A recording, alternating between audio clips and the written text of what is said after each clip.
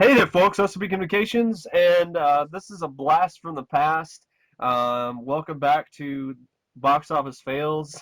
There's some controversy with these series of videos early on.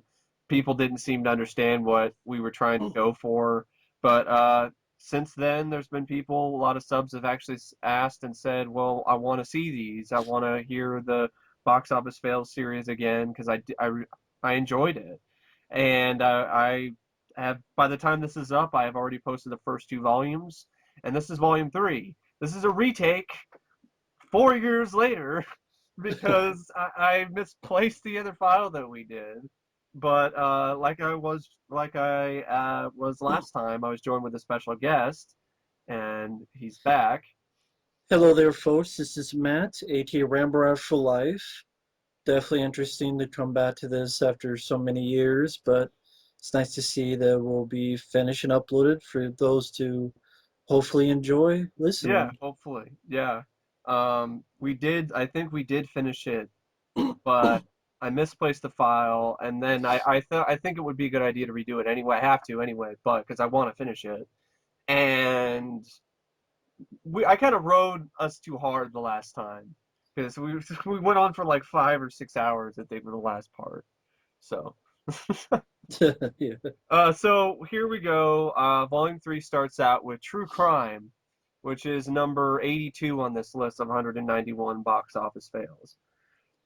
And this is a 1999 film directed by Clint Eastwood, based on a novel by Andrew Klavan. And I've never seen this one. I've heard of it, but I've never seen this movie. Yeah, it was one of those Clint Eastwood films that he directed himself in, starring James Woods, Dennis Leary. I thought it was an okay film. Clint Eastwood's a guy, a little bit of redemption. You have this guy in jail, and Clint Eastwood's a reporter who has got some own little bit of personal demons, and this guy's actually innocent, but he's about ready to be put to death, and it's sort of a little race against time. A little bit overlong. It's over 2 hours. Didn't need to be, but the cast is great. Nice to see Clint Eastwood act along James Woods, two great actors. Decent time waster, but not one I rewatch a lot, not one that gets talked about a lot. It cost 55 million and it only made 16 million. So yeah, it was a pretty big bomb. Came out in March of '99. It's all right. It was nice to watch just to see Clint Eastwood, James Woods together, and Dennis Leary, so another good actor. Yeah. Speaking of Dennis Leary stated that he had never watched this movie because he believed that his head would explode if he saw himself acting in a scene next to Clint Eastwood. And yeah, the movie was a failure at the box office, earning back less than half of its production cost and making it Clint Eastwood's second worst performing picture of the 1990s after a film called White Hunter Black Heart, which I have never heard of. Oh, you never heard of that movie? No. That's a film with him and Jeff Fahey. Oh, They both star in it, and it's based on the director John Huston. huh. And Clint Eastwood plays that director. I think they renamed it like John Wilson or something. And he's a bit crazed. He's obsessed with hunting elephants, even though he's supposed to be directing this film. And Jeff Fahey's more of the straight arrow, trying to deal with this director. Clint Eastwood is a bit crazed, and again, he's just so Huh. obsessed with hunting these elephants and so forth That in sounds interesting. Africa. I believe it was 1990 or something like that, Yeah. but it was another one Eastwood directed. I saw it like once a long time ago. It is interesting Clint Eastwood performance. It's nice Yeah. to see Jeff Fahey in there. Jeff Fahey is the second guy on the call sheet, so nice to see him in a big Yeah. role. I, I I like think, Jeff Fahey. I really like Jeff Fahey too. He's one of my picks right up there with like actors like Peter Weller as like one of the more underrated actors out there, along with Dennis Quaid. They seem to be good in every movie they're in, regardless of the film being good or not.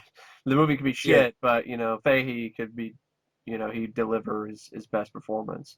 Um, Yeah, I never heard of that one until now, and it sounds interesting. It was a bomb too. We only made $2 million on a $24 million budget. Yep. So yeah, uh, True Crime though I'd heard of, but I haven't seen. I believe I have it on VHS.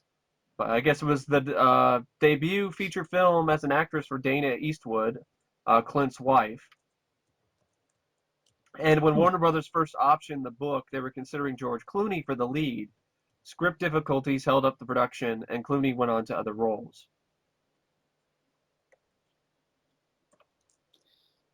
Okay. And I guess in the novel, the death row inmate was white. I guess Clint Eastwood changed his race for the film to make it more relevant. The book author deliberately chose to make the inmate white because it would be more believable that people would fight for him as witnessed in the Illinois State Freedom Project. I think George Clooney went on. He probably did Three Kings because that was the same year, '99. Yeah, so true crime, I'd give it a look someday, if I ever do like a Clint Eastwood marathon or something. It doesn't sound like the worst thing ever. I mean, there are other No, it's not. on It's just a bit too long. yeah. The next one though I think is incredibly underrated. It's a comedy called Death to Smoochie. It's directed by Danny DeVito. I think it was his directorial debut, and it stars Robin Williams. No, he's directed Oh, he's before. directed before. I think he did that one with. Didn't he do that one with Michael Douglas with the roses? Oh yeah, he did direct that. Did Yeah, he do War of the Roses? yeah, yeah. My bad, folks. It's just I'm not Danny DeVito expert over here. But yeah, his directorial debut was actually Throw Mama from the Train, and he directed that. I forgot he directed that. That's right. So Good movie. that's a classic, and I do like War of the Roses as well. So it's not his directorial debut, folks, but it is another example of why Danny DeVito is actually a pretty underrated director. This of course stars the late great Robin Williams. Edward Norton is also in it. Danny DeVito, Jon Stewart. It's a absolutely brilliant dark comic send up of the Saturday morning kids shows, with the hosts, like Barney the dinosaur and so on, or or Captain Kangaroo, Yeah. because Robin Williams' character Rainbow Randolph is a lot like Captain Kangaroo. I think that's one of the main inspirations for the character. It's what's interesting is the film's tagline is called "Get Ready for an Unexpected Hit," and it was a bomb. It was made for $55 million and it only made $8 million in the box office. It's just too bad. Yeah.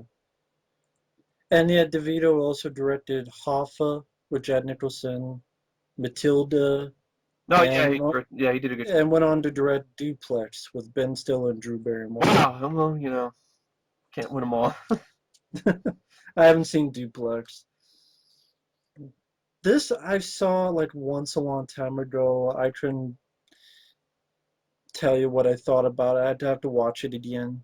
Maybe if I ever decide to rewatch the Robin Williams, Yeah, just it's still a little hard to watch as it was yeah, definitely tough, especially what was going on with, especially after finding out that he had some type of I forget, yeah. not It was disease, it but was a disorder or a brain disorder of some kind that led yeah. to dementia. It's a very rare thing, and that's why he did what he did. That's why he committed suicide because he was going through dementia. And he probably did that while he was suffering from this brain disorder. So So he might have done that without even yeah, just because of his dementia. So exactly. But and yeah, it is kind of hard to watch some of his films, but I do definitely, recommend you check it out watch it again sometime. I think it's a really, really underrated dark comedy.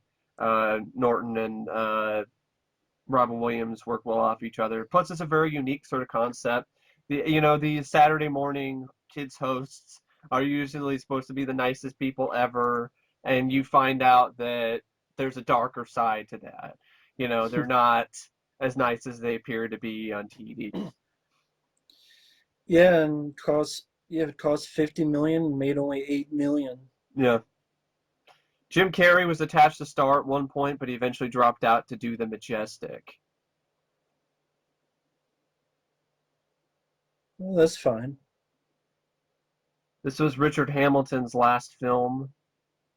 that he was in, I guess. And the film is a take on the classic anti-Barney humor gag, a genre of humor that mocks the kids' television show Barney.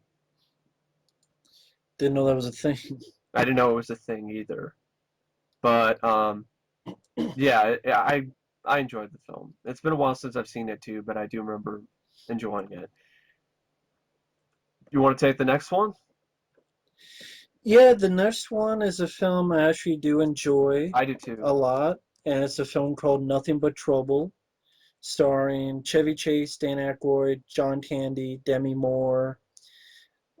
Pretty much Chevy Chase, along with Demi Moore and two others, they go on this little trip but then they get arrested and they get taken back to this bizarre Baltimania. place. If the Texas Chainsaw Massacre met comedy, if So it's kind of like Texas Chainsaw Massacre Part 2, but even more comedic. yeah, maybe if Chainsaw Massacre met the Three Stooges or Yeah. something. That's what I like about it. That's why a lot of people don't, but I found it refreshing. I found it really interesting. I like the blend of this horror comedy, Yeah. and I thought Chevy Chase is really good. I think it's the last film he was starring that he was good in. I agree. Demi Moore, it was nice to see him in there. I thought there was some very fun bits of dialogue. Hey, it's Mr. Clean. It's Evil Knievel and Mr. Clean. Dan Aykroyd, he played a good villain. John Candy playing more than one role. I love the design, the set design of the Yeah, house. it's great. There's a little traps. There's the bone stripper for the criminals And even that the Bone Stripper even has music by Damn Yankees that plays. It even has its own theme song, which is so awesome. You're going down, Bone Stripper. I don't really get what's so bad about this I movie. don't either. I know you had a story about the What's first time you crazy about saw it. this film is this movie grew on me. It totally grew on me. First time I saw it, I guess I just didn't really care for it. It wasn't my cup of tea. And then it would be this sort of thing where this film would be on TV all the time for some reason whenever I was visiting with my dad. And my mom and my dad divorced when I was really young, so I only was able to be with my dad on the weekends. So I always remember like we always caught that film on like cable TV because we didn't have like this is at the time where we really didn't have stuff like all the cable channels or satellite or anything. And so because I kept seeing bits and pieces of it on TV and I enjoyed watching it with my dad, I kind of started to grow some appreciation for it. But that was only seeing bits and pieces of the film, not the entire thing.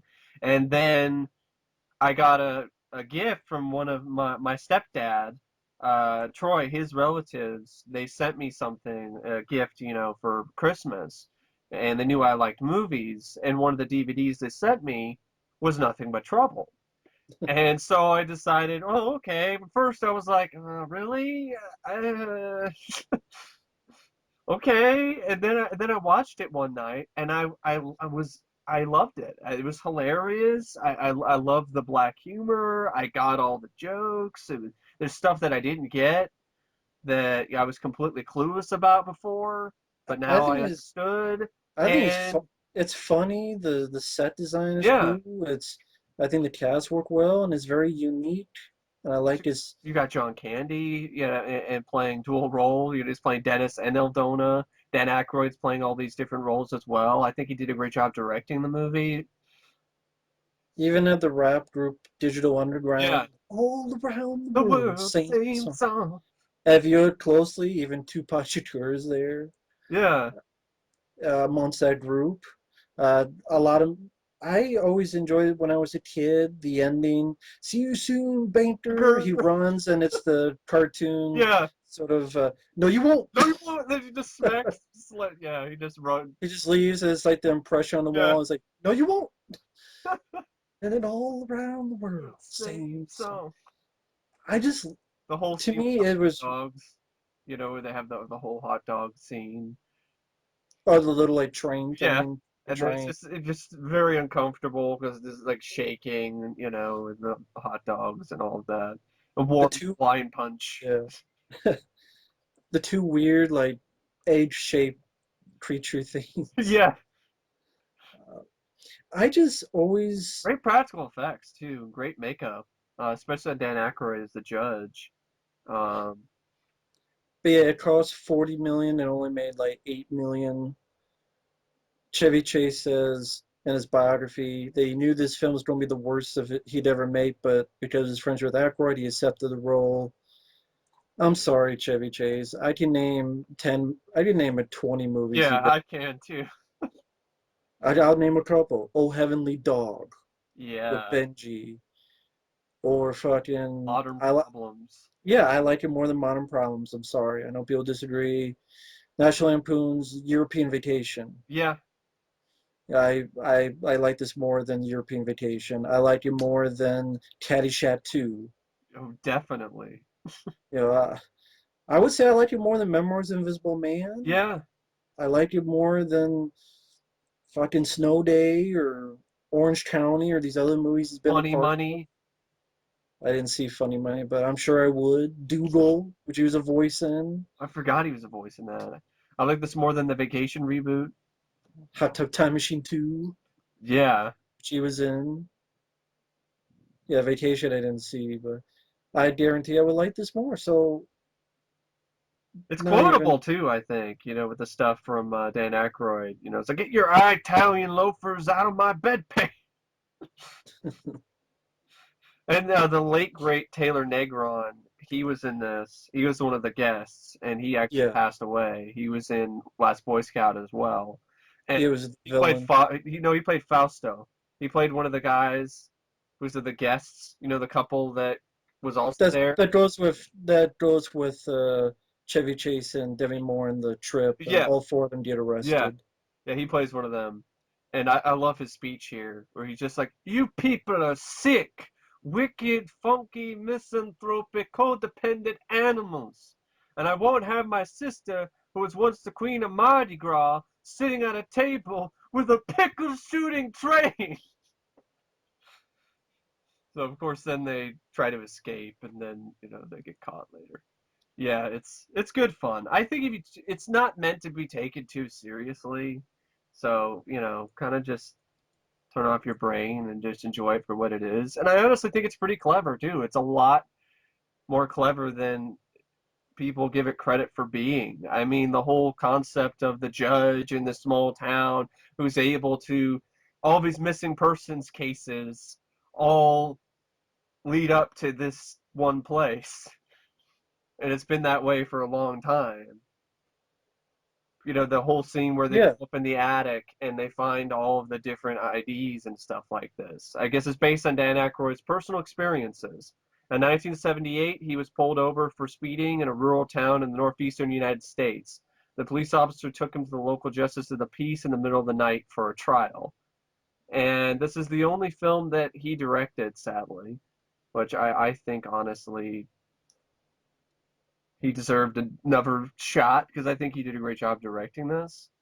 And yeah, Roger Ebert famously hated this movie so much that he refused to write a review for it after giving it one of his most emphatic thumbs down reviews ever on Siskel and Ebert. On the show, Ebert said that he went to a weeknight showing of the film in 1991. The theater was almost abandoned except for him, a few lone adults, and several teenagers who were making loud, rude comments at the screen. Ebert famously went over to the teens and asked them to be even louder so he didn't have to listen to the terrible movie anymore.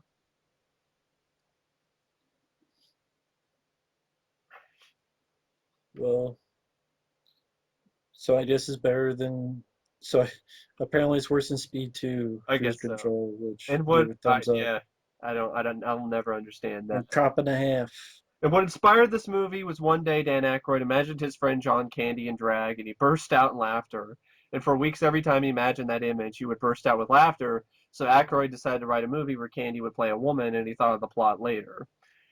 Which, okay, turned out pretty good if that's really how that started. But Yeah, I never. Yeah, I don't really get what's so terrible about it. I don't either. And it's a film that I used to be able to say, yeah, I get it, but now I don't. I'm like, I think it's a really imaginative, Hey, zany, hey, fun film. that's where they buried Flipper. And the other two's like, Flipper's dead. Did. That's where they buried Flipper. uh, It's oh, a dark comedy that I think works, and I love the again. I keep saying it, I love the environment, set design, the look of the film, yeah, of the sets, and it was nice to see Chevy Chase in that kind of movie, and Demi Moore, nice to see her in there, and good cast, fun lines of dialogue, pretty decent soundtrack. I Not that long of a film, 90 some minutes. yeah. So I would definitely recommend the film. Dean Cundy Yeah, did the cinematography. That's a guy who worked with John Carpenter and Back to the Future. He knows how to shoot a film. I would recommend the film to people who are fans of dark comedies. If you've heard a lot of bad things about it, which, I guarantee it'll be better than the new Ghostbusters, yeah, because they're Dan Aykroyd related. yeah, I ain't afraid of For, no ghosts.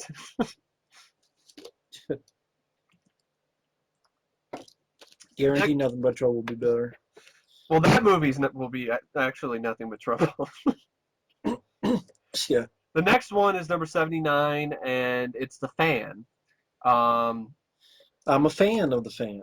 I want to give this bit of a watch. I think I haven't seen it in so long. I remember kind of not being the biggest fan of The Fan, but I'm pretty sure I probably like this than the other The Fan with Michael Biehn, Oh, the 81. I definitely like this one more which than was the Michael Biehn, disappointing. That was so disappointing. which I don't think has all that has to do with is the title, Yeah, but yeah, concerning Michael Bihn's in it, I thought the 1981 movie called The Fan was just very boring. Michael Biehn couldn't save it. This by Tony Scott I thought was really good. I thought Robert De Niro did a great job once he ends the cycle. Wesley Snipes. Robert De Niro was just he's an, obsessed yeah, with baseball. he's an obsessed San Francisco Giants fan who's obsessed with Bobby Rayburn, who's played by Wesley Snipes. Yeah, and Benicio del Toro, I remember being another baseball player who's kind of getting the shine, and Robert De Niro takes some measures to stop that because again, loves Wesley Snipes player and wants him to succeed. And you tell that Robert De Niro's character is mentally unbalanced. He's a knife salesman. He gets in these temper, gets pissed off at these random points. He's got a kid. Uh, Sometimes takes the kid on with him on his job trying to sell these knives. I thought I had a good score that fit the film by Hans Zimmer. By the end, it seems like Robert De Niro has Wesley Snipes' kid, and he's got to hit a home run.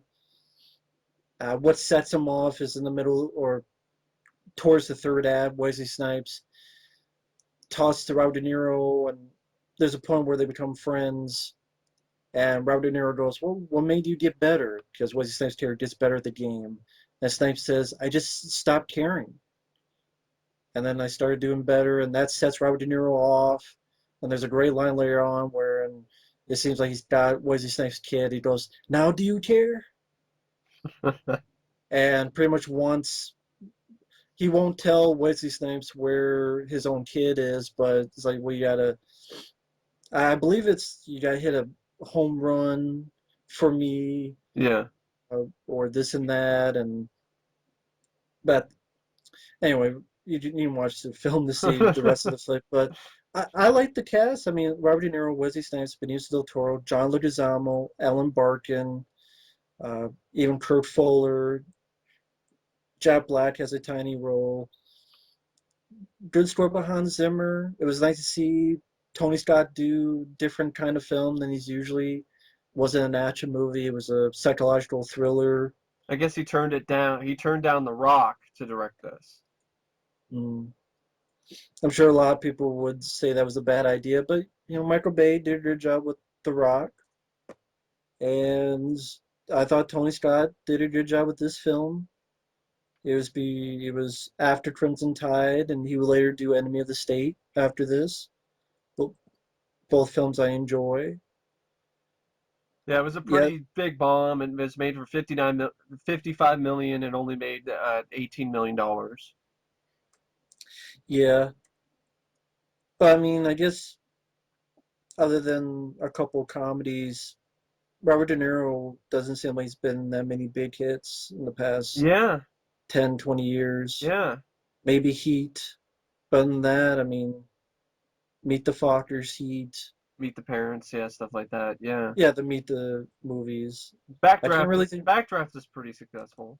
Well, I mean, But in the past like 20 years, like yeah. 96 to Oh 26. yeah, yeah. Backdraft is like early 91, 90s. yeah. Yeah.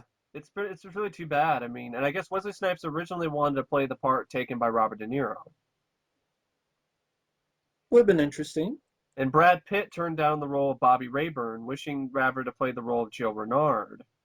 Al Pacino was considered for the role of Gil Renard as well, which of course was played by Robert De Niro, I believe. Yeah. Frank Darabont contributed an uncredited draft of the script, Hmm. and Jack Nicholson also turned down the role of Gil. Yeah, when the film debuted, it would debut at number four. The movies that beat it for the weekend was Tin Cup, Jack, and A Time to Kill. And that was around the time Independence Day was still going strong, and My Professor, Phenomenon. It's kind of interesting because this is another film where Wesley Snipes plays a baseball player, and of course before this was you know Major League. he was in Major League, so but this isn't a comedy, so. No. But yeah, I want to give it another look. I do because Matt has shared with me the score, and I really do like that score, and the But trailers do look I think pretty good. around this time also Wesley Snipes was not doing well at the box office because you had Drop Zone, and that was a bomb Yeah, because that made like 28 million on a $45 million budget. Tu Wong Fu, I think that was a bomb. Uh, Money Train, that was a bomb. Sally, that's a good yeah, movie. That made only 35 million. Even after this, he did Murder at 1600, which I like, but that was a I like bomb. that too. Yeah, that didn't do very well. That only made 25 million. Film actually Dwight H. Little directed Murder at 1600, who did Halloween 4. And then U.S. Marshals, that didn't do that well. I don't mind that film. His first film, I mean, his next hit would be 98 with Blade. So Yeah, really, and that'd then, be his only hit, Blade and Blade 2. yeah, and then that was it, and then it was go to jail for tax evasion, Yeah. and then it He ended up made other Expendables films, but they 3. bombed. Yeah.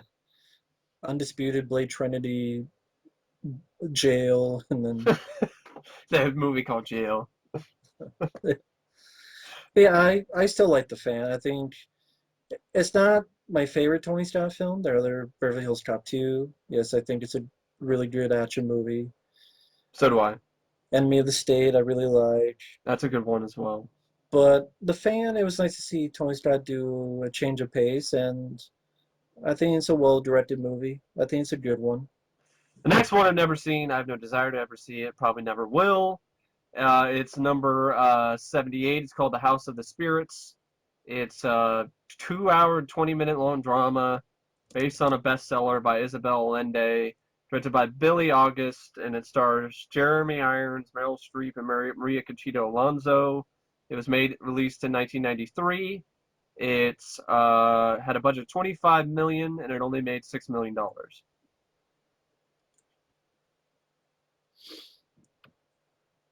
Yeah, I don't know much about this film. I can't say much about it. It's like a It just period piece. It was a surprising bomb considering all of the and cast really members that it had in it.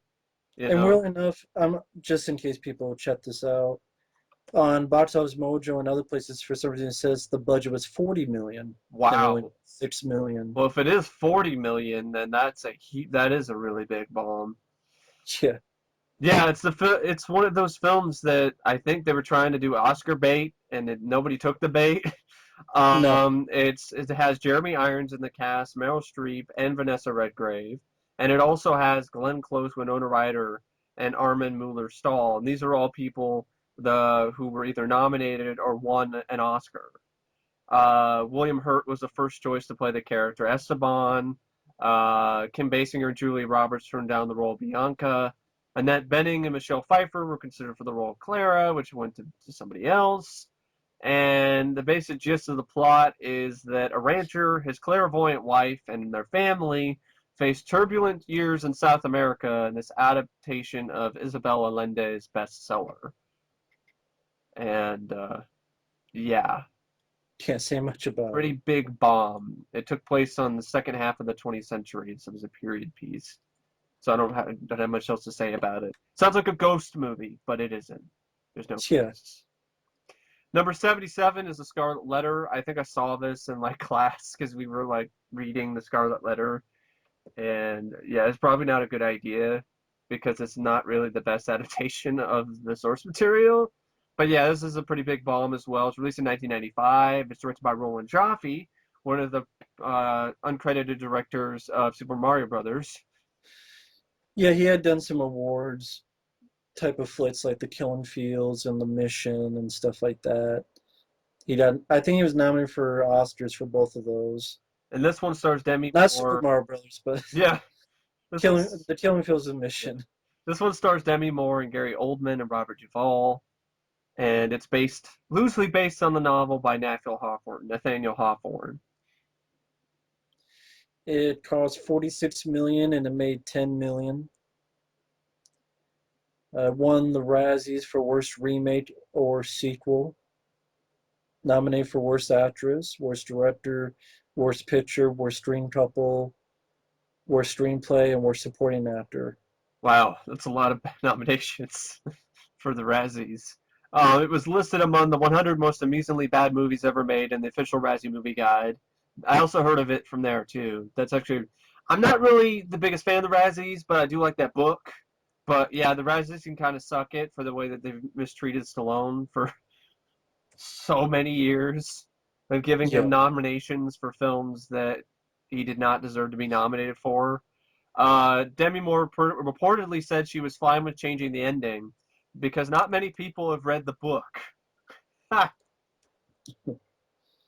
Yeah. That doesn't help your case, Demi. 3 original scores were written for this film. The ones by Ennio Morricone and Elmer Bernstein were rejected. The one used was by John Barry. While viewing a scene during production, Demi Moore so disliked the way her hair looked that she insisted the scene be reshot at her own expense. After bad reviews and a disastrous box office performance in the States, it was released in UK cinemas without being screened for critics.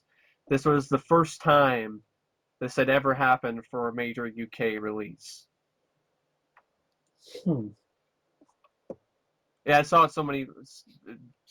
Do not remember anything about it, so I can't really say anything about the movie itself. But it seems like a pretty long movie. Sounds like it's pretty bad. So yeah, that's The Scarlet Letter. Yeah, not much I can say about it. You want to take the next one? It is The Legend of Badger Vance. Film directed by Robert Redford, starring Will Smith, Matt Damon, and Charlize Theron. It cost $80 million. I have no fucking idea why. How did that movie cost $80 million? I have no idea. Maybe it's paychecks. Maybe some bid paychecks. I guess so. Because it cost $80 million. It made $30 million in the U.S., $9 million foreign, so a total of $39 million. It's over 2 hours. It's a movie about golf, period piece movie about golf, directed by Robert Redford, so that tells you how much it'll suck. I did try to watch it one time, trying to get through it. I'm like, if I want to watch golf, I'll watch Tin Cup. Or Happy Gilmore. Or Happy Gilmore or something. I don't have much to say about either. I've never seen it. I've heard of it, but I've definitely never seen the film. It just doesn't interest me. And I'm not a big fan of golf, so. Well, this is probably why it costs so much. For example, The final hole in the film was temporary, so the filming did not interfere with the club activities and cost $200,000 to build. Jesus Christ. So when you're spending money like that, that's probably why, hey, we got money, so let's just throw it around. I guess Brad Pitt was offered the role of Juna, but he turned it down. Originally, the lead roles were going to be played by Morgan Freeman and Robert Redford, but after careful consideration, Redford decided the movie would work better with the younger men playing Randolph June and Bagger Vance. I guess this is the final film appearance of Jack Lemmon, who is uncredited as the narrator. That's even the trivia isn't that interesting. Exactly. The next one, though, I've heard a lot about, never seen it. It's number 75 is The Bonfire of the Vanities. Now, this is a film directed by Brian De Palma. This is one of the films that he's done that people completely forgotten about, probably for good reason. It stars Tom Hanks, Bruce Willis, and Melanie Griffith. And you also have Kim Cattrall in it and Morgan Freeman. It's based on the bestseller by Tom Wolfe. And yeah, it was made for a budget of $47 million and only made $15 million. I remember hearing Bruce Willis was a gigantic dick. Well, is that By Brian De Palma well said that. that I guess he was always a giant dick. It wasn't anything new. Yeah, there was a book written about the making of this film. Okay, I'm going to read this whole thing because it's interesting. The film was plagued by controversy. The role of Peter Fallow, which was Bruce Willis, was offered to both Jack Nicholson and John Cleese by Brian De Palma, but both turned down the role. When De Palma was unable to deliver an actor, the studio forced the director to cast Bruce Willis, who had starred in Die Hard at that point.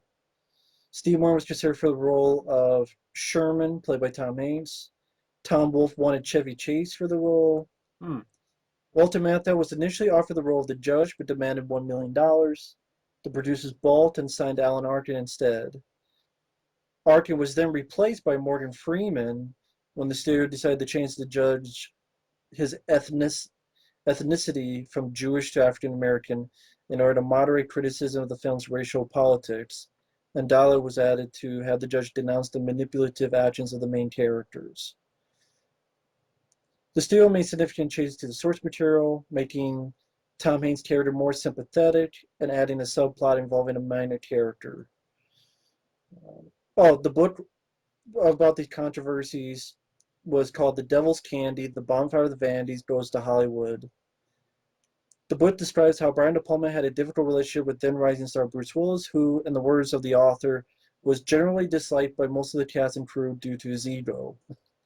In one instance, during the filming of a scene in which Willis was with Alan King, Willis challenged the crew to make the whole scene move along faster, allegedly because it was very hot on the set. Although Willis was called out on the set by De Palma to discuss the incident, this particular scene ended up being considerably shorter and simpler than originally intended. And yeah, Brian De Palma liked the book that was written. She portrayed it very accurately. No one realized what was going on when we were making it. We were enthusiastic about it. But apparently Bruce Willis had a negative reaction to the book. In one notable scene in the film, Melanie Griffith arrives in New York on an Air Force Concorde. The film's second unit director calculated the time and day when a runway at JFK would line up exactly with the setting sun to serve as a backdrop and managed to film in the single 30-second time period when this occurs in any given year, while winning a bet that he could make the scene an essential part of the movie. The 5-camera shot cost $80,000 and lasted just 10 seconds. It lasts 10 seconds in the final cut. This is the 90s version of Heaven's Gate. This is Heaven's Gate of the 90s. Totally. Yeah. I mean, Christopher Reeve, I guess he was offered both the roles of Sherman McCoy and Peter Fallow, and he turned them down. Tom Cruise is considered for the part of Sherman McCoy as well, but he turned it down. Melanie Griffith, according to the book Devil's Candy, she refused to read the novel. She said, "I'm not going to read the book. I don't know why anybody would want to. Maybe I was demanding, but that was a hard shoot too." I'm like, this is a book. You're making a movie based on a book. I think it would probably help if you read the book. I don't know. I guess with the main character was much more unlikable, so people were like, "Why did you cast Tom Hanks?" And then why are you trying to make him likable when he's kind of supposed to be unlikable in the book? He's supposed to be unlikable, yeah, in the book. But the reason why they did that is explained here. Tom Hanks was chosen to play the lead as he was considered likable by the producers and would dampen the negativity of the character he would play, Sherman McCoy, thus hopefully improving the movie's commercial chances. The casting of Hanks was widely criticized at the time, according to The Devil's Candy, as he was considered a light comedian. Although he had recently received an Oscar nomination for Big, he had yet to prove himself as a dramatic actor. Hanks hoped that this would be his chance to prove himself in drama, but we would have to wait until Philadelphia to make his mark as a serious actor. Yeah, I haven't seen this film. I've heard the reputation. Uh, I want to see a I'm, documentary on the making of this. yeah, Like Final Cut 2, the making of Bonfire of the Vanities. the film Brian De Palma had done before this was Casualties of War, which is a great one. Yeah. And the film he would do after is Raising Cain. He lost a chance on directing Dead Again because of the delays of working on this project. And there's one more fun. There's a couple things. There's this one where Morgan Freeman's talking about the film. He's never actually seen the film. He's never seen the movie, but he claims he knew during filming that the movie would be a commercial disaster. He likened it to a series of mishaps leading up to a plane crash. Hmm. And one more thing here, Adrian Lin, he turned down directing this to do Jacob's Letter. Good choice. Sounds Definitely a good choice. Part of me's curious about it to see like how much of a train wreck this movie is. But like not anytime soon, but yeah. Yeah, there's a movie, folks, where you had Tom Hanks and Bruce Willis in it, and it was a gigantic bomb. Exactly. The next one is number 74. It's called Jake's the Fire. It's a 1999 film. I've never seen this. It seemed a little bit too depressing for me personally. I understand it's the point. These just aren't really the type of movies I like to watch, like Schindler's List or stuff like that. Directed Yeah, by it, Cassavetes. pretty much is, from what I remember hearing about, it takes place in the 40s in Poland during the Holocaust. It's one of those kind of movies. Stars Robin Williams as Jacob. Yeah, and it's like he has this quote secret radio, and he lies about stuff to keep people hope going amongst the ghetto he's in. And I haven't seen the film. It cost 45 million and only made 4 million, so it's definitely a big bomb. It seems like Robin Williams definitely was having a lot of bombs at this time. Yeah, which is too bad. But seems like a hard sell anyway. Yeah, I don't know why they put that much money. It doesn't seem like a movie that maybe they thought it'd be like Schindler's List. But yeah, the thing is, or Life is Beautiful. But I think the thing is, Life is Beautiful was an indie film, didn't cost that much to make. It was a surprise hit, and Schindler's List had Spielberg behind it. You yeah. know, Spielberg was just basically his name alone would equal box office. Sepulch with Robin Williams. Yeah, exactly. Weirdly enough. Yeah, yeah, yeah. Weirdly enough, you're right.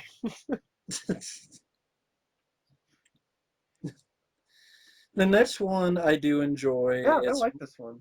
Mighty Joe Young, which came out in '98. And I'll stand by and say I like it more than King Kong, I what do came too. out with Peter Jackson. No people will be pissed. Well, I just had more I fun. agree. So I had more fun with this movie. It's definitely a shorter film. It's under 2 hours. it's a Bill remake Pat, too, which yeah. is I think it's one of the more overlooked remakes out there. Same guy who directed Tremors and City Slickers, Ron Underwood. I thought he did a good enough job. I thought the effects were really, really good, Yeah, making Joe real. Bill Paxton, Charlize Theron. I like those two as actors and actresses. The film cost 90 million. It only made 50 million. Uh, James Horner did the score for the film. Also starred Regina King, David Paymer. Yeah, Mighty Joe Young is a film I haven't seen in a long time. I remember it being harmless. It was, had a fun climax at a fair, I believe. yeah, like a Yeah, carousel, no, it was Ferris wheel. a Ferris wheel. That's what it was. I thought it was a entertaining time waster at least. Yeah, Not bad at all. Pretty decent Disney film. Effects were used well. definitely one of the more overlooked Disney movies, if you ask me. Like that's kind of it's honestly been pretty much forgotten about. Rarely hear anybody talk about it. Um, I guess Rick Baker, he did the effects. Since Gorillas in the Mist, Rick Baker stated he would not do any more projects that involved creating animatronic apes. Baker had to break that statement when he did Baby's Day Out, in which a scene features a gorilla. After that film, he once stated he would not do any more ape projects. But when he got called to work on this film, he changed his mind. It was because of Baker's love for King Kong and the original film that changed his mind. This would be the last film that Baker created an animatronic gorilla suit for. And if you didn't know, Rick Baker played Kong in the 1976 King Kong film, so he was actually the guy in the Kong suit. Hmm. Like most films in the 1990s that features creature effects, Joe was created through the mixture of practical and digital effects. See, a blend of the two. Not one replacing the other, a blend. For the majority of the film, Joe was portrayed by creature suit performer John Alexander, who wore a radio-controlled animatronic gorilla suit that was created by special effects makeup artist Rick Baker and his crew at Cinovation Studios. In order to achieve those scenes, Alexander would often act on miniature sets that were surrounded by a blue screen, in which visual effects house DreamQuest Images would composite him into footage that was shot before. While in the beginning of the film, when Joe was an infant, he was performed by Vern Troyer, Mini-Me. For certain scenes, the filmmakers used three full-size animatronics, one in quadruped and one sitting down and one in a dead position, also created by Baker's crew. For the scenes where Digital Joe was used, visual effects houses DreamQuest Images and Industrial Light and Magic would work on different scenes and using the same model provided by Baker. Many of these performances were achieved by keyframe animation, but when the Digital Joe was running and jumping, this was motion capture data that they captured from an infant chimpanzee. Huh. And I guess on July 2nd, 1997, during the filming of the Mighty Joe Young in the San Fernando Valley, director of photography Donald Peterman and camera operator Ray D. Lamotte were injured after the Panther Pegasus camera crane they were riding on snapped, causing them to fall 25 feet to the ground. Peterman suffered a broken leg, broken ribs, and minor head injuries, and De Lamotte received minor chest and back injuries. Production was halted for 2 days, and Peterman was replaced by Oliver Wood.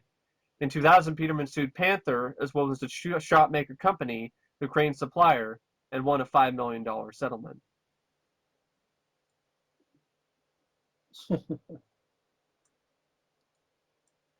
Yeah, this was sort of the panning out of Ron Underwood because I really love his first film, Well, I Tremors. do I too. love his next film, City Slickers. He would do a film I haven't seen with Robert Downey Jr. called Heart and Souls. Then after that, he did the film with, Oh, I remember that one. I like it. I like that one. okay. After that, I think he did the film with Michael Keaton and Christopher Reeve, Speechless. I still Uh, haven't seen that. I need to though. I mean, it's got and Keaton and then, Reeve in it. and Gina Davis. Yeah. And then he did this film, and after this film, 4 years later would be Pluto Nash. Oh, I forgot he directed that. And then pretty much since then, he only did two films, Stealing Sinatra with David Arquette, and In the Mix with Usher and Kevin Hart. Ugh. Uh, Yeah. it's just tragic. Oh, and a TV movie called Santa Baby Well, with Jenny McCarthy. that's so tragic. That really It is. is. From Tremors Yeah, Tremors, City to, Slickers, Mighty to, Joe Young to In the to Mix. In the Mix and Santa Baby. Yeah. But yeah, Mighty Joe Young I think is a fun movie. If you enjoy things like King Kong, the original King Kong or the remake, I'd recommend you give it a watch. Yeah, The next one I actually bought on DVD recently because yeah. I got a really good deal on it because it's out of print.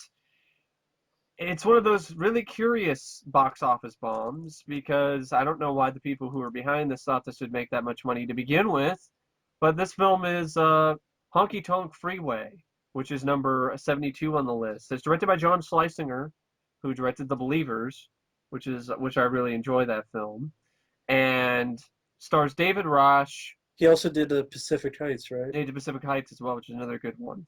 And Terry Garr is also in this, as well as Beau Bridges and Peter Billingsley before he was in Christmas Story. Beverly D'Angelo, Daniel Stern, and it's basically takes place in this small town in Florida called Ticklaw. It has only one attraction, a safari park. The government constructs a freeway that passes near Ticklaw, but decides not to put an exit into the town. An exit, so the people of Ticklaw, led by its mayor, will do anything in order to convince the governor to alter the project. It cost about $24 million, and it only made two Two. 2 million. And in 1981, that is a huge bomb because if you Yeah. adjust that to inflation, that is a really really big bomb. Yeah, when it was released, a $24 million budget made it the most expensive comedy ever produced. It was a major failure at the box office. The entire town of Mount Dora, Florida, was painted pink for the film. It was a debut theatrical feature film of actors Celia Weston and Jeffrey Combs. Due to delays in filming the movie, the Mount Dora section of the picture was pushed back until the 1980s, until the summer of 1980, when it had meant to shoot there in the spring. So it was supposed to be shot in the spring, and then they had to push it back to 1980 in the summer. Uh, Sorry for my mix-ups there. That's how this was written. Bad English here on IMDb. 2,000 extras and background artists in Mount Dora, Florida, were paid around US dollar $35 per day to appear in the film. So they paid $35 a day, and that's 2,000 people that were paid $35 a day to appear in the movie. Well, more into the plot for those who want to know what this is about. The mayor slash preacher, played by William Devane, Yeah, also operates a hotel and a tiny wildlife safari park yeah, where the major draw is a water skiing elephant named Bubbles. uh-huh. When the State Highway Commission builds a freeway adjacent, William Devane slips an official $10,000 to assure an off ramp. The off ramp doesn't come, so the townsfolk literally paint the town pink to attract visitors. Yep. Yeah, meanwhile, tourists, these are some, pretty much, I guess, it's tourists coming in and their little scenes. Bank robbers from New York who picked up a cocaine dealing hitchhiker, played by Daniel Stern. Chicago copy machine repairman Beau Bridges, who picks up a waitress, Beverly D'Angelo, who is carrying her deceased mother's ashes to Florida.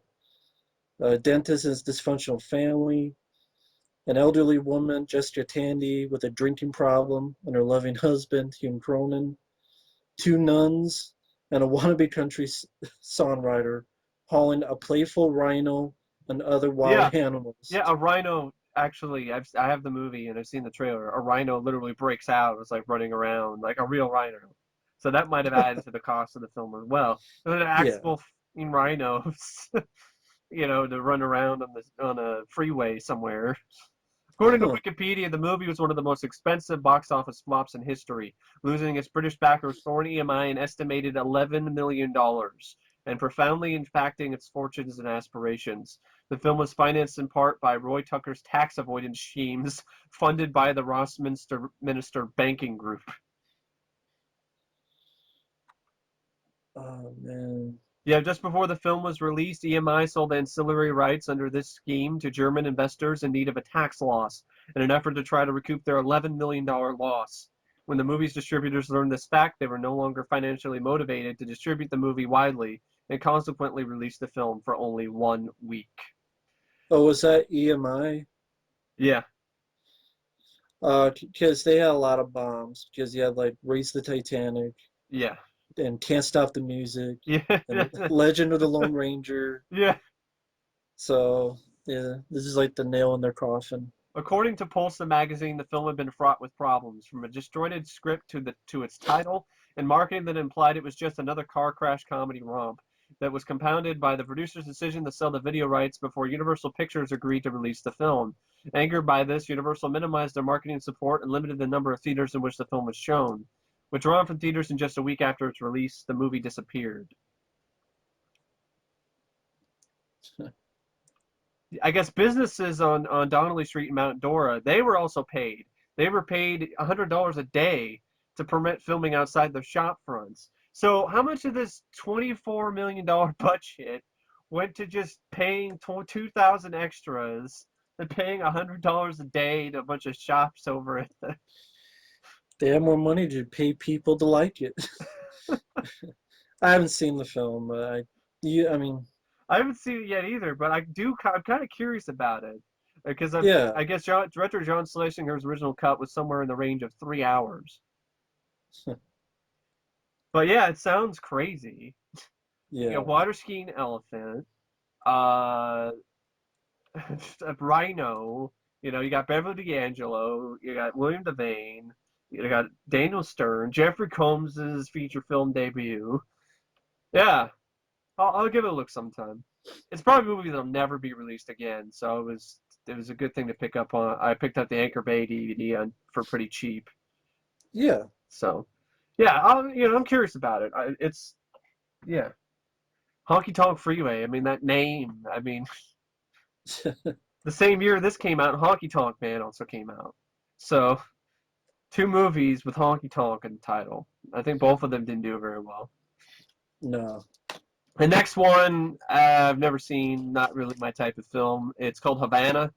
It's from 1990. It's directed by Sidney Pollack. It stars Robert Redford. Here's Robert Redford again. He's making a decent amount of. He's making a lot of appearances on this list. Yeah, it cost apparently 40 million and made 9 million. I've never seen this film. I can't say much about it. I Actor guess Raul Julia appeared in significant supporting role, but had no credit or billing. I guess Julia chose to be uncredited because producers for contract contractual reasons could not accommodate Julia's request for him to be billed second alongside Robert Redford. Really? Well, no wonder Julia is like, you can't do this. This is normal procedure. This should not be something that is hard. I guess Sharon Stone was considered for the role of Bobby Duran, but she was turned down, and Lena Olin was given the role instead. The film was in development in the late 70s, so it had been in development for years. Jack Nicholson and Jane Fonda were set to play the lead roles, but when production took too long, both of them dropped out. I guess Nick Nolte turned down the central character of Jack Wheel, which in the end was cast with Robert Redford. Yeah, the film's screenplay was originally written during the mid-1970s by Judith Raskow. I don't know who that is. I don't know who it is either. Robert Redford originally wanted Michelle Pfeiffer for the lead role of Bobby Duran, but she turned it down.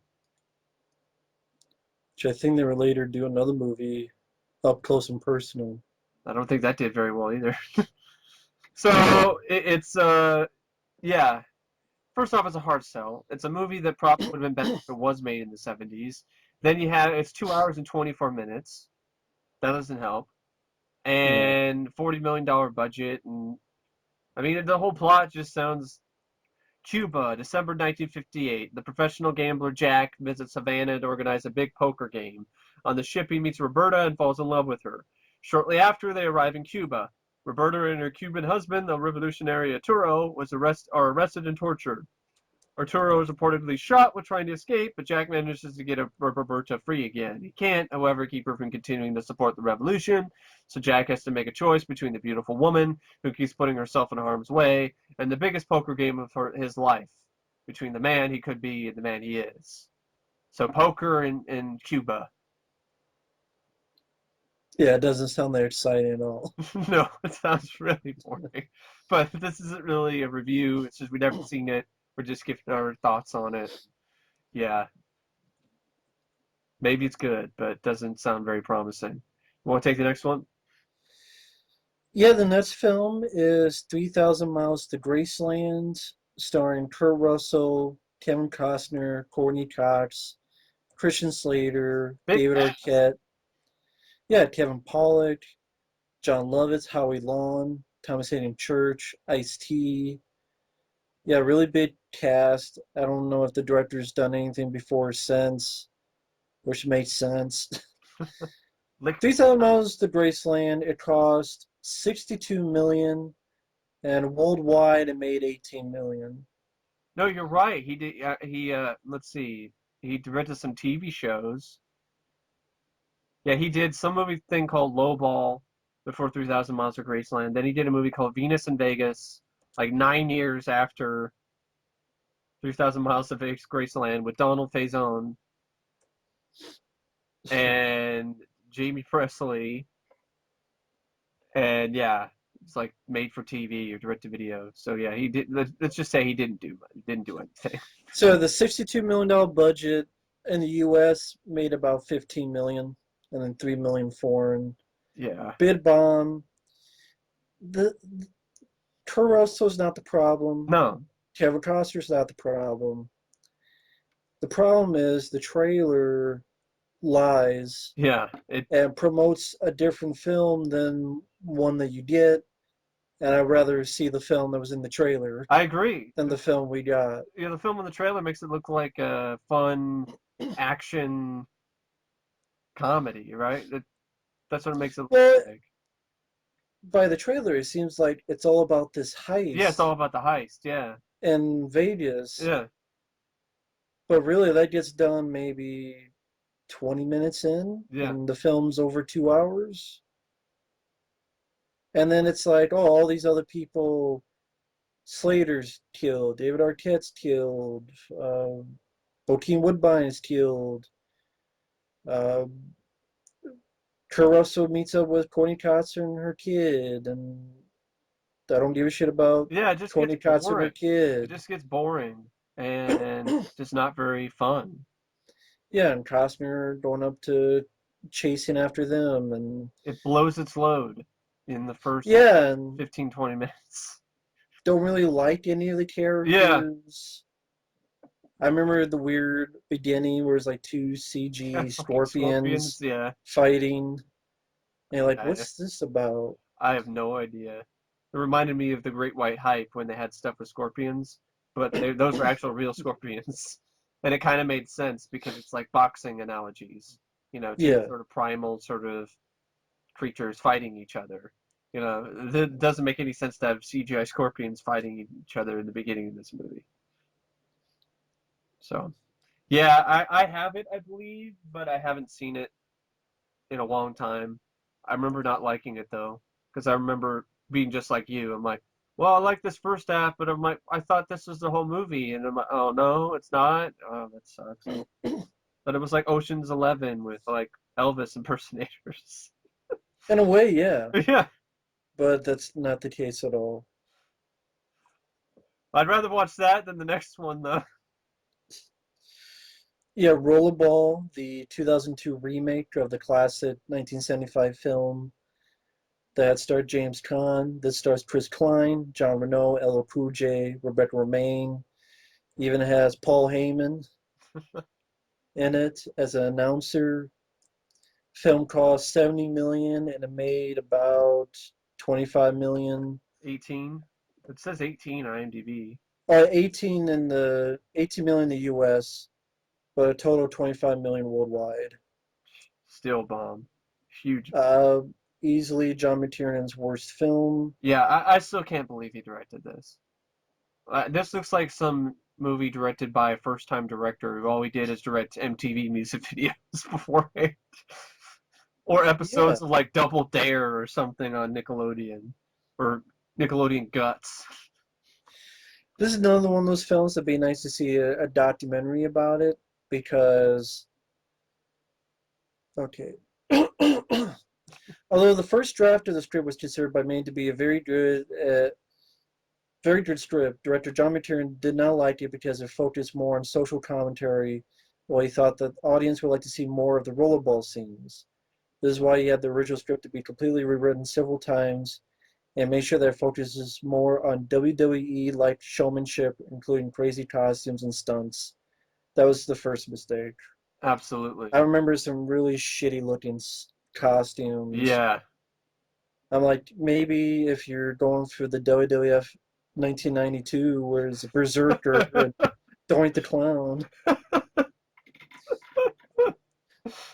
The movie was filmed in about 15 weeks. Material's first cut was over 2 hours long. There was a test screening, got a very negative response. So the release was pushed from May to July 2001 by MGM in order to test the movie again. Harry Knowles from Main Crew News was invited by John McTiernan to a test screening of the film in Long Island.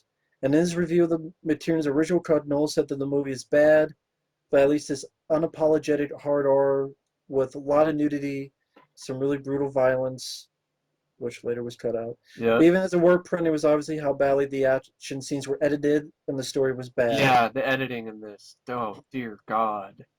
They edited this shit with a blender. Or a slap chop.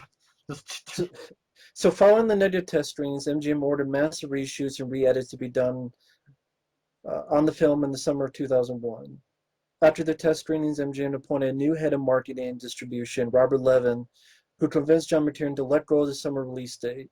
This would give the studio more time to devise a better marketing strategy and allow McTiernan to do reshoots, re-edit the film for a That was a PG-13 mistake. rating, and an attempt by studio to get a wider audience to see the film. The release date was then pushed again from August all the way to February 2002 Wow. due to all the post-production work causing delays. McTiernan shot 2 weeks of additional footage in the fall of 2001 to clarify certain scenes, especially the film's ending, and also cut down the violence and all the nudity. Around 30 minutes were cut of the original rough cut of the film, and an entire ending was reshot and changed. I don't know what that ending was. Some of the cuts were made because MGM thought the movie was too Asian. That's what it says here. In the original ending,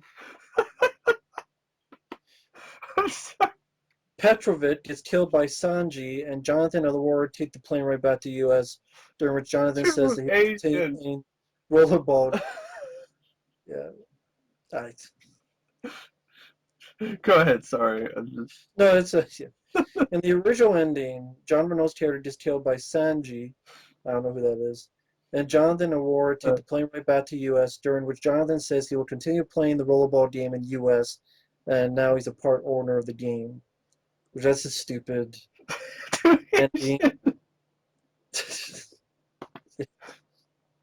Like, what could that possibly mean? Too Asian? Like, too much like John Woo or something? Or... I can't... I don't know. I can't... I just can't. I can't put that together. This really does sound like a train wreck. Holy shit.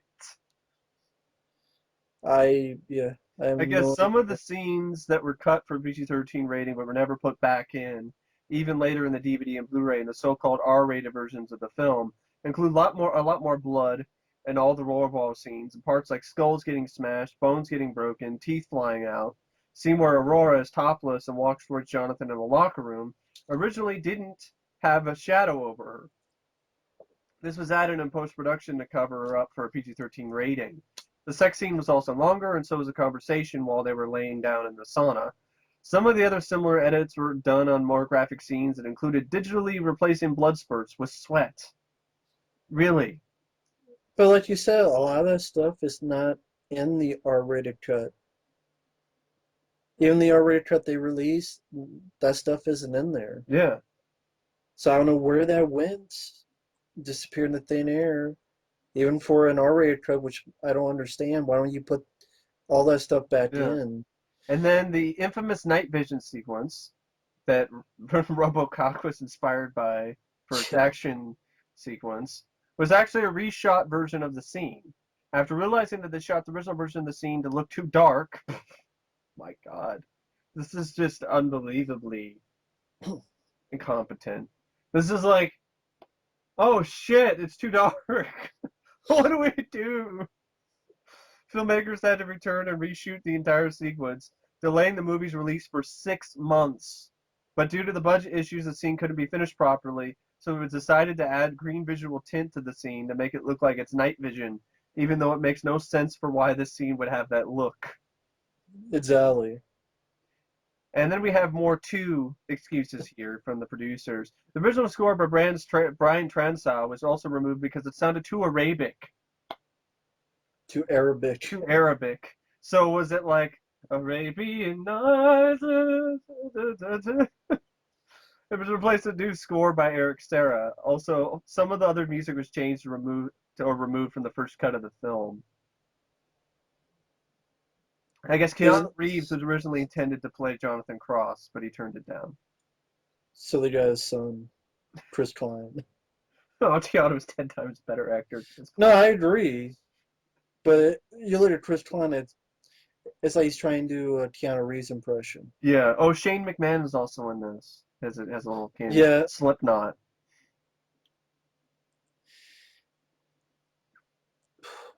Have you actually seen this movie? Long, long, long time ago, and I remember it being unbelievably awful. Yeah, I I think I saw saw it before I saw the original, and I was like, I the kind of original was much avoided better. the original for a while, and then I saw the original reference out of the '70s on VH1. I'm like, oh, that actually looks pretty cool. Giant James Caan. All right, I'll give that a watch. Much better. And then I was like, this is this is really good. And then I was like, fuck the remake. Yeah, I think the last time I saw it was 5, 6 months ago, which I did a review rant on it. God, It's bad direct. I hate to say it, bad directing, really, really bad editing. It's disjointed. It's the action scenes are extremely hard to follow. Uh, you could tell a lot of the violence was cut out, it so it was stole the very tagline from tame. Broken Arrow. It says "Go ballistic." I'm like, wait a second, that's the tagline for Broken Arrow, isn't it? Go ballistic. On the poster here, the tagline is "Get in the game." Get out Um, of the game because you I think the suck. problem with this movie is it's too You shitty. lost. It is. You lose the I game. I'm also a producer of the film, and this film's too shitty. It's too shitty with his actors. It's incompetent.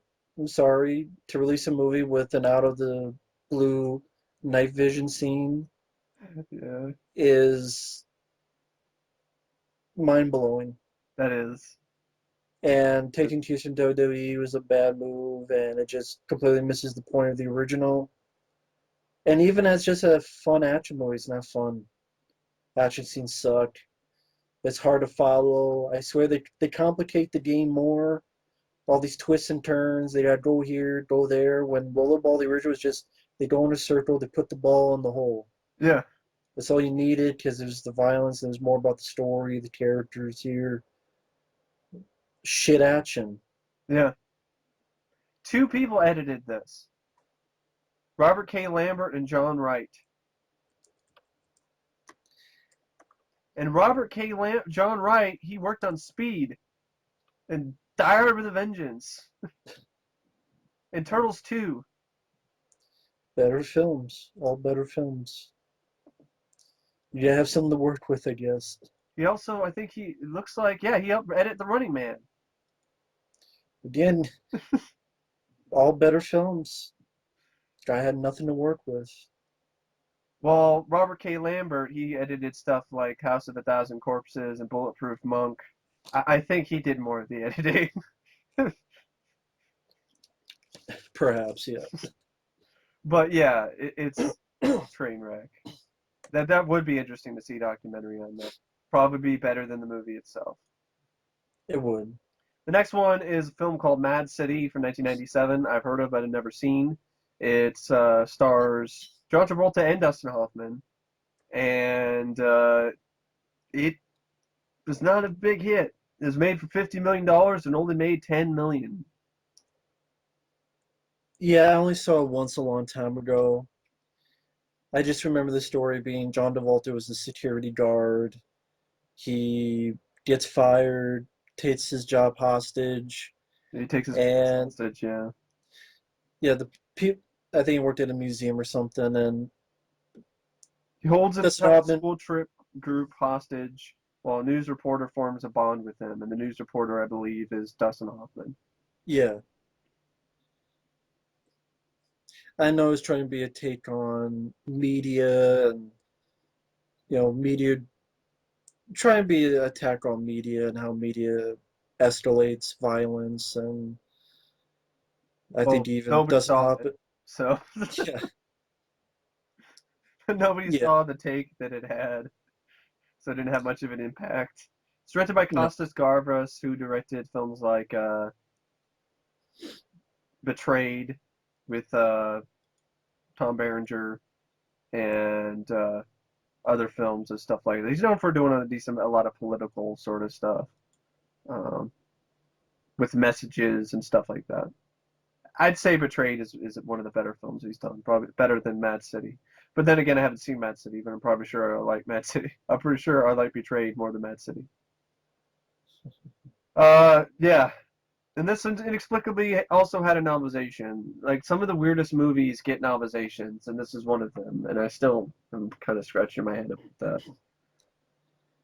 they definitely thought I guess it'd be maybe an Oscar contender movie or Yeah, one of because you got those. John Travolta and Dustin Hoffman.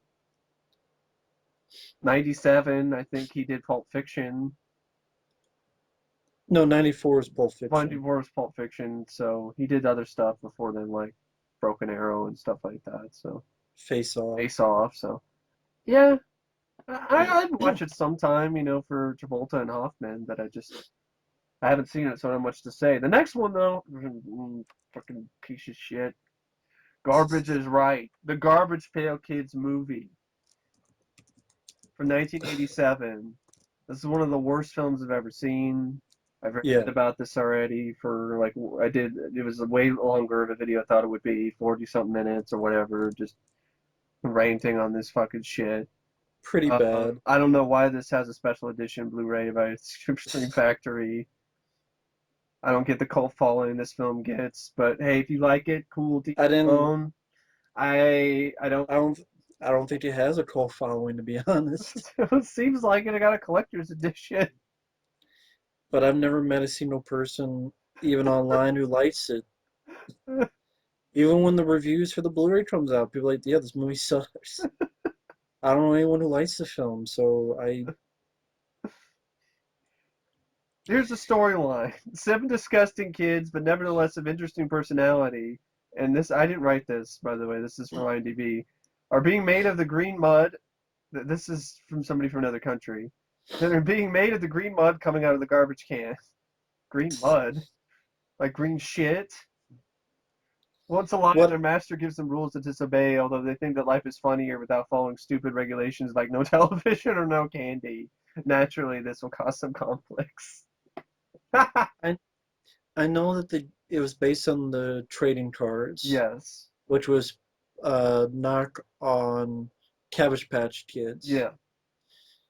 I know that at the beginning, I believe John Carl Beekler, who helped Yeah. work on the effects, was going to do a horror movie. Yeah. He wanted to do a horror movie Which where the the Garbage garbage Pail Kids would, they would have spawned from radioactive sludge that had found its way to a garbage can full of broken dolls, turning them into serial killers. which would have been, I think, the better idea. Yeah. But for some reason, they wanted to do it a family film, kids film. where this young kid is getting like abused by what looks like a grown adults just fucking with him. They have nothing better to do than fuck with this poor kid and leave him to die in some sewer somewhere. Yeah, it's like sewage falling on him and stuff. And And this kid is in love with this older girl. It's like you don't have a chance. actually, I read they actually did date. Wow. They actually did date either before the film or during the film. Wow. Mackenzie Aston, who is related to Sean Astin, and the other girl who played Tangerine, they did date. I remember hearing that, reading that. Uh, and yeah, the film is terrible. I did see this as a kid, and even as a kid, the only thing which I know Mike doesn't like either, and I don't blame him, but No. the Garbage Pail Kids theme song, for nostalgia, I can say for nostalgia reasons, I don't mind the song, but they're so ugly, and I guess that's the point of the film, but still, They're it's so just, poorly put together. The puppet yeah, is just awful. they had they didn't have the budget. And I'm not sure why it's on the list because it says it cost $1 million, but it made 1.6 million. But maybe there's another. Doesn't seem that big of a loss, but uh, maybe Wikipedia is wrong on that because Wikipedia isn't always right, folks. So I don't know how much it cost, how much it made. Well, let me check on IMDb because that's where I'm looking at stuff. It said it grossed 1.5, Yeah, yeah, it says the same thing. So I don't know. but it can't be that many fans. It gets a 2.7 on IMDb. They had so low of a budget that the animatronics they barely move, They and required more detail work for facial animation prior to filming, but the heads are not properly completed by the effects team because of financial reasons and the time factor related to filming. So the director, in spite of unfinished heads, made the film on schedule, expecting the puppet head effects animation to improve during the film schedule, and it never did.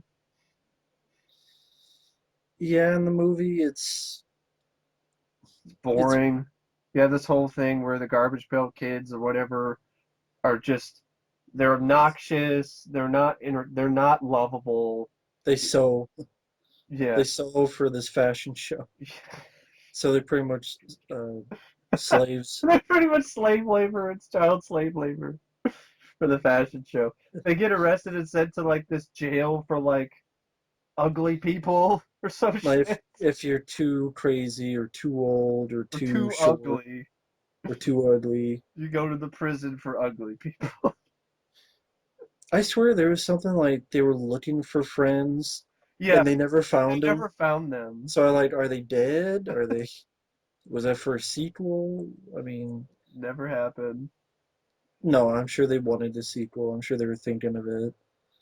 I guess the one of the creatures from Ghoulies makes a little small cameo in the film. At one time, there was going to be a new film. Remember that remake? Yeah. But it was canceled. Well, that's good. And it makes sense. Comedian Bill Walker mocked the film, and he considers the film his most hated of all the films he mocked, Yeah. branding it as the worst movie he'd ever seen, the Holocaust of cinema, worse than Manos the Hands of Fate. It's not for kids. It's like being advertised as a kid's film. His mother did him a favor for refusing to let him see the film as a child during his theatrical run, despite relentlessly pleading with her to take him. Oh, so the critic was like, "Please, mom, let me see Garbage Pail Kids." Like, no. Yeah, it's Mackenzie pretty. Aston auditioned and signed on to the movie without telling his father, actor John Aston. When he was informed, given the script by his son, John Aston thought the script was so poor he looked into getting Mackenzie out of the film. It's the Is last that? film that the director ever did. Mm, And because of the film's critical and commercial failure, the tentative plans for a sequel were abandoned. makes sense.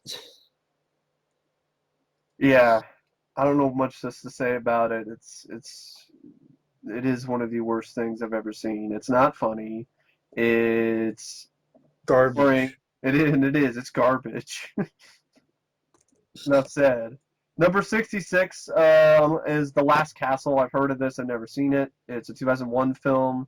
Once again, Robert Redford. This is what, his third appearance on this installment so far at this list? Yeah. I don't know what other appearances he had on the other parts.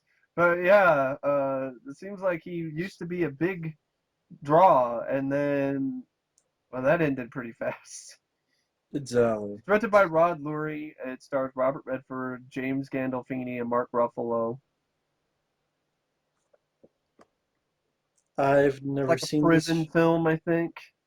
Yeah. The court martial general rallies together 1,200 inmates to rise against the corrupt system that put him away.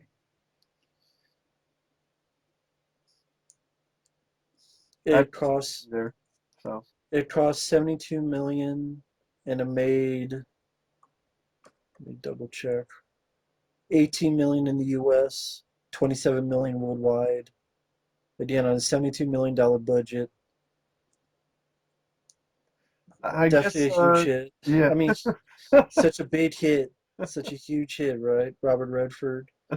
And they kept giving him movies. Yeah, they did. All these huge hits he was having.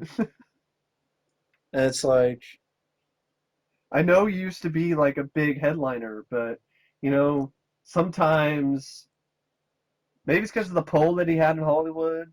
You're like, I'm Robert Redford, you know. well, like that one with Havana was like 1990, and that Yeah, was a big flop. And the other, I forget what year it was. Like, did he Le- have any hits in the 90s? It's Legend of Bagger Vance, that didn't do very well either. that one. Yeah, This is in that's the what it was. He 2000s directed. as well, just like this. Yeah. Oh, this one does sound kind of interesting with its whole based on a true story thing, with its whole plot. I get Jerry Goldsmith did the score. Um, he named the score September 11, 2001 because it was recorded on that day. Hmm.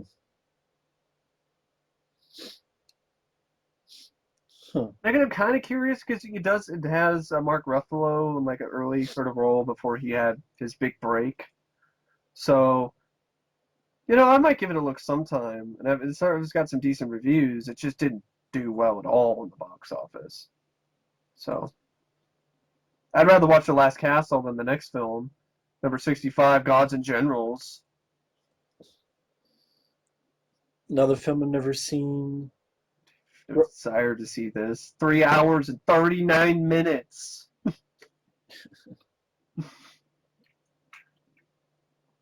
Yeah. That's the running time, folks. 3 hours and 39 minutes. Yeah. It's a Civil War drama, released in 2003, directed by Ron Maxwell. Stars Stephen Lang from Avatar, Jeff Daniels, and Robert Duvall. Billy Campbell's also in this. The Rocketeer. Great. What are you doing, Cliff? What are you doing in Gods of Any job he Generals? can find. And then Gods of Generals also had like one of the worst video games ever made too. So it wasn't just a box office bomb. It was like one of the shittiest video games ever. Didn't know there was a game. Yeah, for good reason you didn't know there was a game. I didn't either until I saw somebody do a video about like the worst, video game tie-ins, you know, licensed video games, and that Fifth was up there. Element. And I was like, wow, that's fucking terrible. Well, that is pretty bad, the Fifth Element game. It cost 56 million and made 12 million. Yep. I don't know anything else about this film. I guess there was an intermission that was included in the print. It was almost an entire reel of black film. Theaters added light cues at the beginning and the end of it. This is like, okay, this is like a film that would have better off as a miniseries of TV, like not in the theater. I mean, there's another movie called Gettysburg that was released in 1993 that was also directed by Ron Maxwell, and that was 4 hours and 31 minutes. So I guess this is supposed to be the prequel to it? Yeah, and it bombed too. That was made for 25 million and only made 10 million.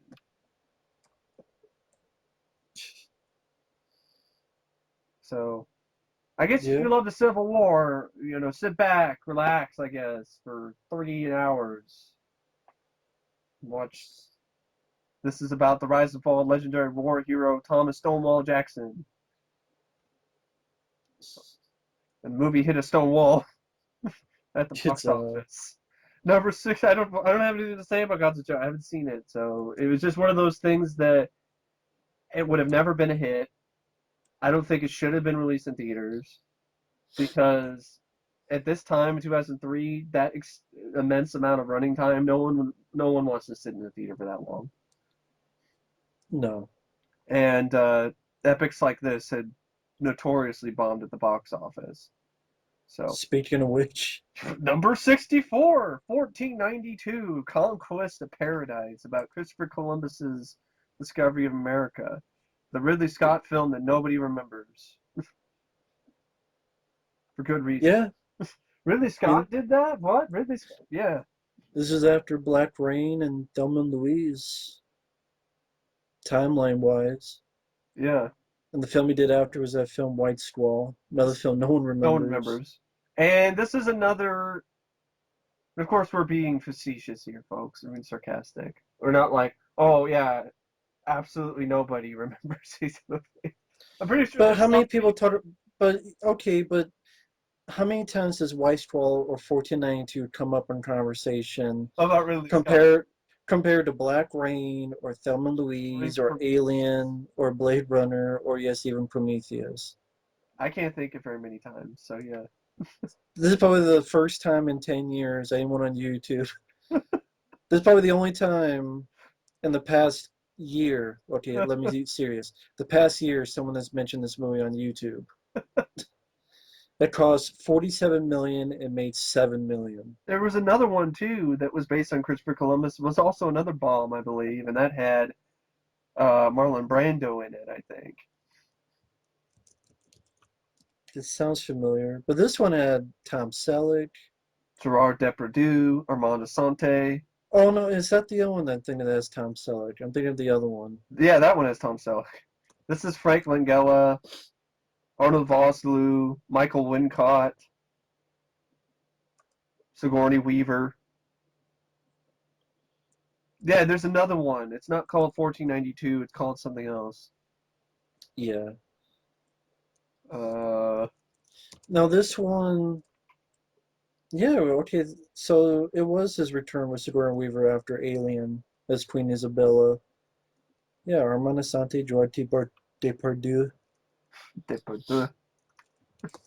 But I guess people just didn't care to see Christopher Columbus. It's not a They didn't. 2 hour and 24-minute long movie. Yeah, there's another one. It's just called Christopher Columbus: The Discovery. And that came out in 1992, the same year as this did. I guess they thought this Christopher Columbus movie thing was going to be like a big deal because there's this other one that came out that was based on a story by Mario Puzo, and it was directed by John Glenn, and it was a Warner Brothers film, and Marlon Brando was in it, Tom Selleck, George Cor George George Cornface, Rachel Ward, Robert Davi, Catherine Zeta-Jones, Benicio del Toro, and that was also a bomb. Yeah, it cost 45 and made 8 million. Yeah. So it's same budget and same, literally 45 and 8. And this was 47 and 7. Yeah. Well, that is kind of crazy. Yeah, so 45 million, but yeah, $45 million budget, $8 million gross for the Tom Selleck one. And this really got one $47 million budget, $7 million gross. And I Almost guess, the same. yeah, I guess Roland Joffe. Oh, it was because the reason they were doing it, it was the 500th anniversary of the Christopher Columbus voyage. Wow, whoopty fucking dude. Well, that's what the audience said too. They weren't impressed either. Francis Ford Coppola, Roland Joffe, and Oliver Stone were approached to direct before Ridley Scott took up the offer. I guess Hans Zimmer was originally chosen to compose the music for the film until Ridley Scott decided to approach Vangelis. I'm kind of curious to hear the score of Vangelis, but that's really about it. I've never Well, yeah, seen the film. I working just with Ridley Scott again after Blade Runner. Yeah, I just don't have a desire to watch this particular movie because this particular story doesn't interest me that much. And it's 2 hours and 28 minutes long. Yeah.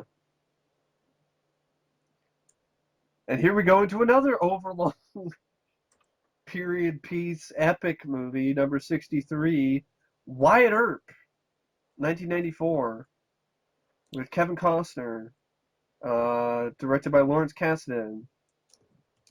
And yeah, Dennis Quaid, Doc Holliday. I want to see it sometimes, for the Quaid, Yeah. Doc Holliday. Gene Hackman was also in it. Lyndon Ashby as Morgan Earp, which is interesting. Lyndon Ashby. Yes, the same Lyndon Ashby. Huh. Johnny Cage. Jeff Yeah. Fahey. Mark Harmon. Michael Madsen. Catherine O'Hara. Bill Pullman. Tom Sizemore. Isabella Rossellini. Jo Beth Williams. Mary Winningham. And that's just a few examples of who's in the cast. And weirdly enough, Mackenzie Aston Ha! from the Garbage Pail Kids was in this movie. And like a tiny role, like young man on boat.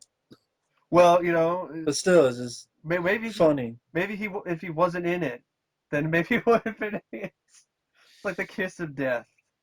No, it's This, a 3 hour and 11 minute movie. yeah, it cost 63 million and it made 25 million. Definitely unlike Tombstone, which was a hit. And really enough, Costner was originally involved with Tombstone, but Costner disagreed with the writer over the focus of the film. He he believed that the emphasis should have been on Wyatt Earp rather than the many characters in Kevin Jar, Jarre. I don't know if it's pronounced Jar. Yeah, that's probably Stripped and left the project. Eventually, teamed up with Kasdan to produce his own Wyatt Earp project. It was originally meant to be a 6-hour miniseries until Kevin Costner joined the cast. But then he used his clout after Dances with Wolves to let the studio make this I think film and maybe how they long it thought is because Dances with Wolves is really long too, and that was the surprise hit. So maybe and Oscar yeah, movie as so well. maybe they were thinking we're gonna get the same And also the guy result with this. directing it wrote Raiders of the Lost Ark, Star Wars films, Yeah, Big Chill,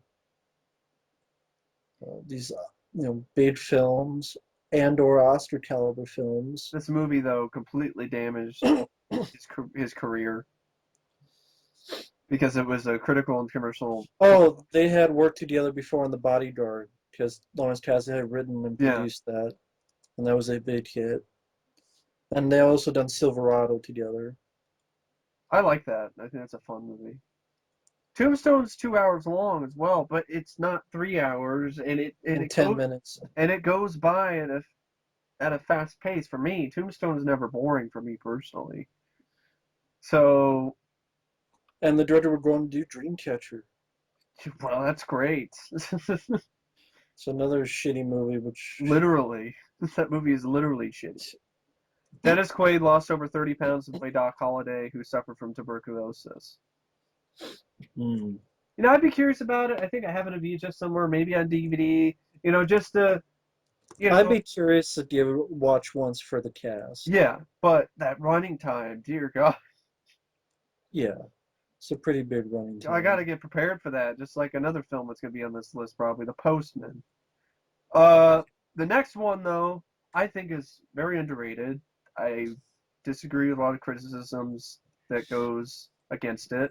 And And I'll be right back. You keep going because I I'm didn't sure you think have a lot to say about I this. didn't think it needed to be. I didn't think it deserved the bomb either. And that is Get Carter, 2000 film. It was a remake of a Michael Caine film. I wasn't a big fan of the Michael Caine film. I personally feel Michael Caine was miscast in the role. He's a great actor. I just don't buy him as this tough, heavy type of character.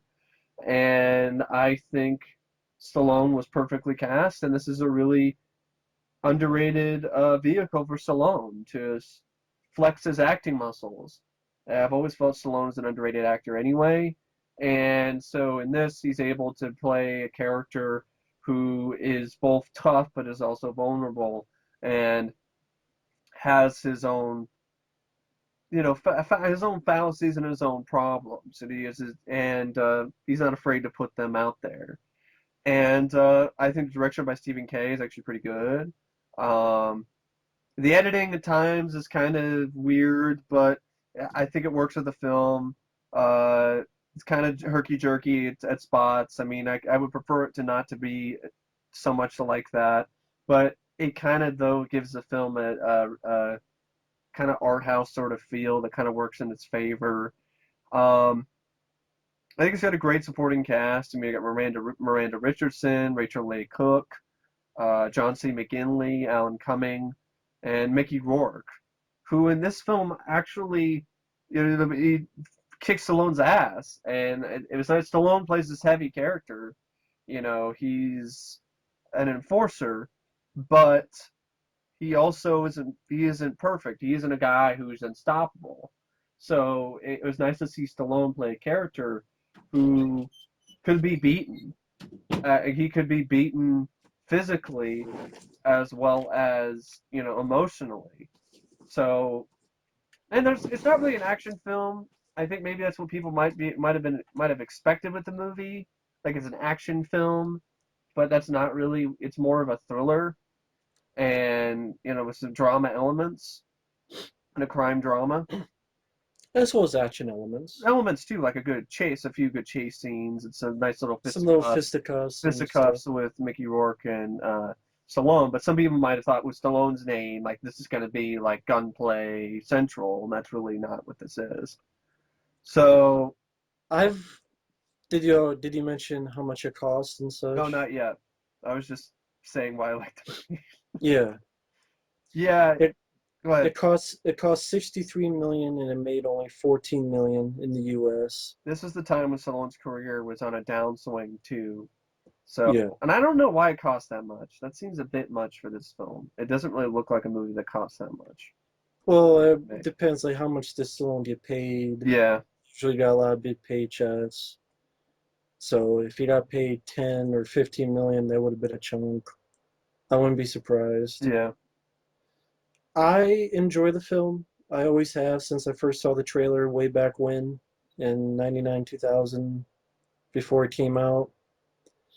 I have not seen the original, nor do I care to see the I did. original. I wasn't a fan. I just didn't think Michael Caine was the right casting choice. I didn't buy him in that role. I like the look of the film.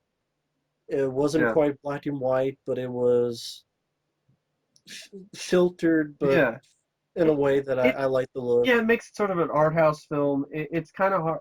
It's I can see why some people might have been turned off by that, but like I was saying, it's kind of different. I thought it looked cool. But I'm fine with it once you looking get different. used to it, I think I think it has one of Stallone's more underrated I agree. performances. I thought it was, like I was saying earlier, I was saying that it enabled him to flex his acting muscles to play a role where he could be physically, intimidating, but also he would also have these moments where he was emotionally vulnerable and physically vulnerable. Uh, he wasn't unstoppable. Mickey Rourke kicked his ass.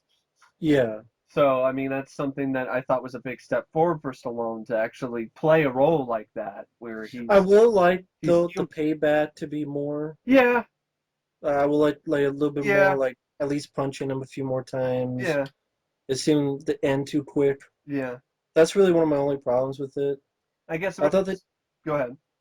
no, just I thought I liked Stallone's character. Um, I did too. I always remember the trailer, the music of the trailer.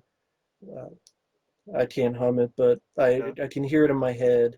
I know it's on the soundtrack to Lara Croft Tomb yeah. Raider. I think this is what the specialist, not the specialist, assassin Bullet to the head. or bullet to the head was trying to be, but couldn't really pull off.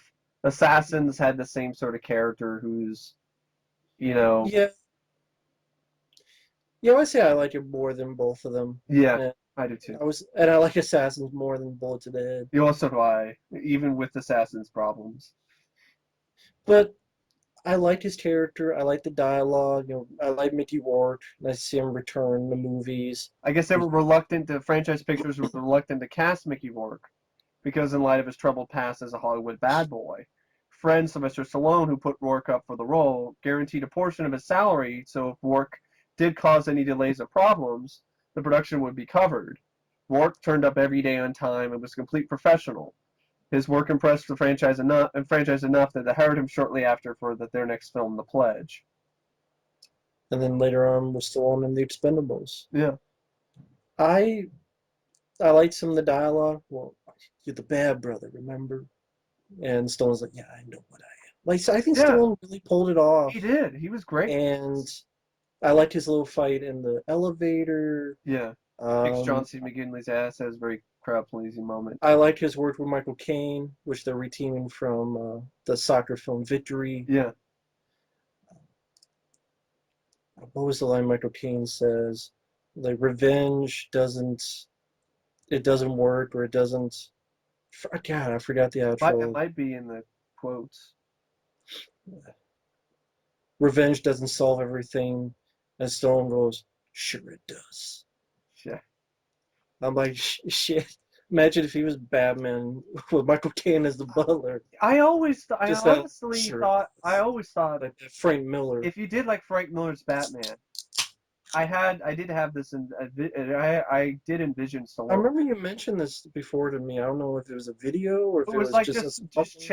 chatting that if they did do the Dark Knight Returns or something, I could see Stallone playing that older Bruce Wayne because it's Which they did with Batman v Superman. because it's a sort of physical presence, and I think Stallone is an underrated actor, and I think he could pull it off.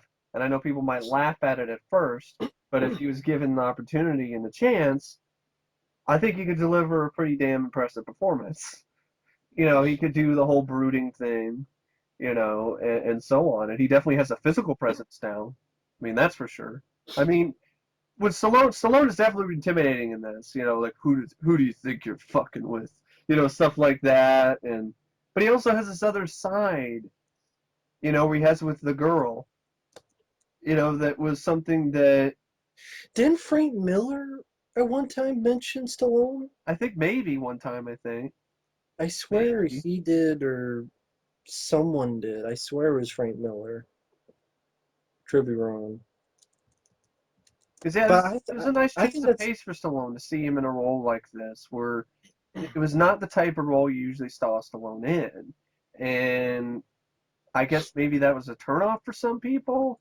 I mean, director Stephen Kay, he clashed with Franchise Pictures, the financier, over the tone of the film. Kay wanted the film to be more of an anti-revenge film, while the franchise wanted it to be more traditional Stallone action picture. And there were plans to do a sequel, but they never materialized. And I guess the original screenplay Stallone signed on for was much more violent and focused more on the revenge element. that would have been. I like the film, but that would have been cool. Yeah, I agree.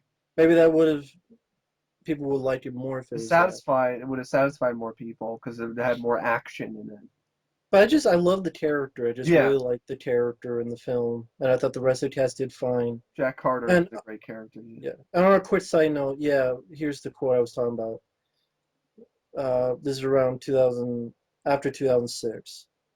Uh, Frank Miller said, that mouth of his, the scowl and the way he will look in a mask. I love Rocky Balboa, this wounded warrior. That's what Batman is in The Dark Knight Returns. Yeah, that gave me chills because I've always thought he would work there. He could use his deep voice and stuff like that. Batman. Stuff like it. You could see it. You could totally see it with the Dark Knight Returns. I'm gonna try to bring up that quote from the Dark Knight Returns where and Peter Weller, of course, did a great job too. He did. Because Weller, come on, that was a great choice. I'm trying to find that one quote here from the Dark Knight Returns Part One, where he's beating the guy. He's like, "You finished, old man. You don't get it, son. This isn't a mud hole. It's an operating table, and I'm the surgeon." I could totally see Stallone doing that, but Only in my dreams. And a lot of people probably laugh it off and be like, "Oh, Stallone, you can't speak. Yeah, you're Batman. Give you a break." Or like Ben Affleck, which now people say he was the best thing in the movie. Yeah. Well, he was. I know, but I'm just saying, people were like, call the president. As Jack Burton would I say. know. I remember that. The Ben Affleck's Batman. Call Call the president. the Call the president. Yeah, get Carter. You should definitely give it a chance if you haven't seen it before. I think it went at a good enough pace. I like the cast. I like the character, Jack Carter. He's a tough guy, but you can tell he's got a heart. Yeah. Like what happened with the kid and her being filmed and You root for taken him, advantage of, and you want him to make things right with her and to make things right for her, and it's a crowd pleasing moment when he kicks all those people's asses. I don't know. I liked the dialogue. I thought the Yeah. directing. I liked the look of the film. Yeah. I never understood It's what was it's a so. surprise. I remember And renting it, and my I mom. know in the original Michael Caine dies. I know Yeah, that. and that's another reason why I don't like the movie. One of those '70s downbeat I endings don't that like the was movie. typical. That's another reason why I don't like that film.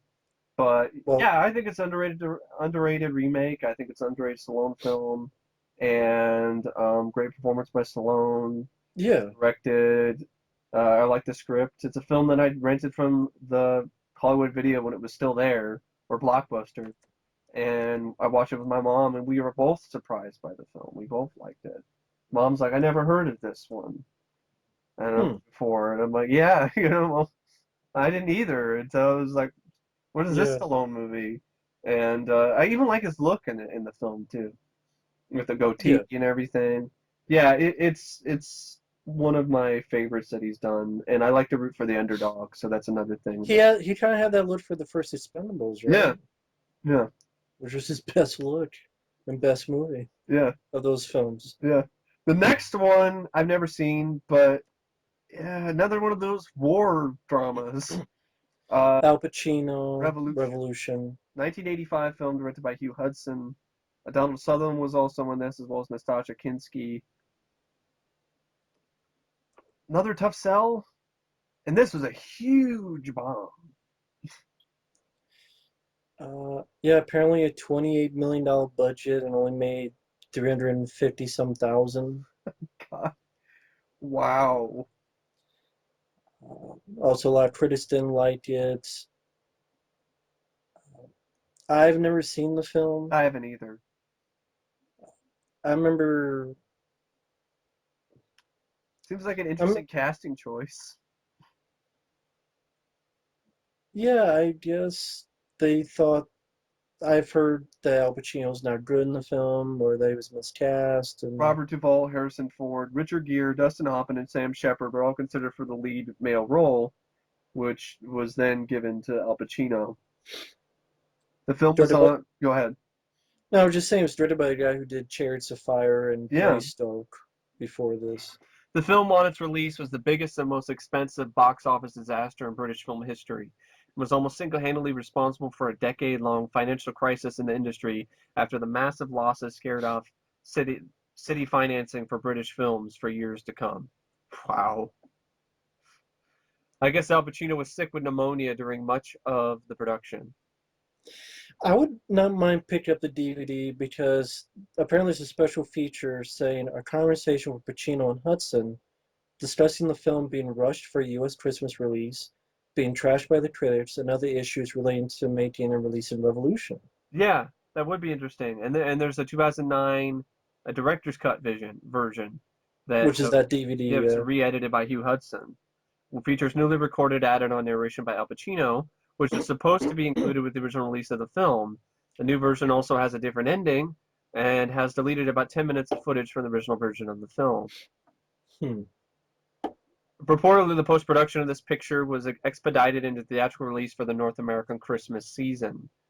The debut theatrical feature film performance of Annie Lennox, the singer from the Eurythmics. She has since admitted that she found the experience very unpleasant and was put off appearing in more films in the future.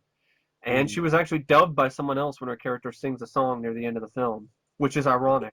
and astonishing. Like, of all people, Annie Lennox? You're gonna dub Annie Lennox's voice?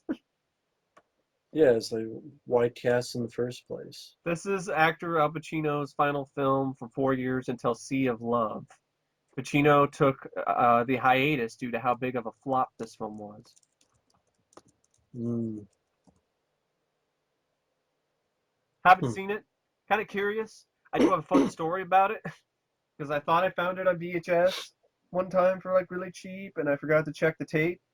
And inside, it wasn't Revolution. It was some thing that somebody recorded over. It was like some blank tape that somebody recorded something over. So it wasn't Revolution. It was something else. So yeah, maybe want to start a revolution. Like whoever gave this away, and then the place that actually picked it up and put it out for sale. But then again, it's also my fault because I didn't check the tape. But still, you would think the tape that's supposed to be in there would be in the box. Yeah, I mean, you would think, but Like, that's what you get. apparently not.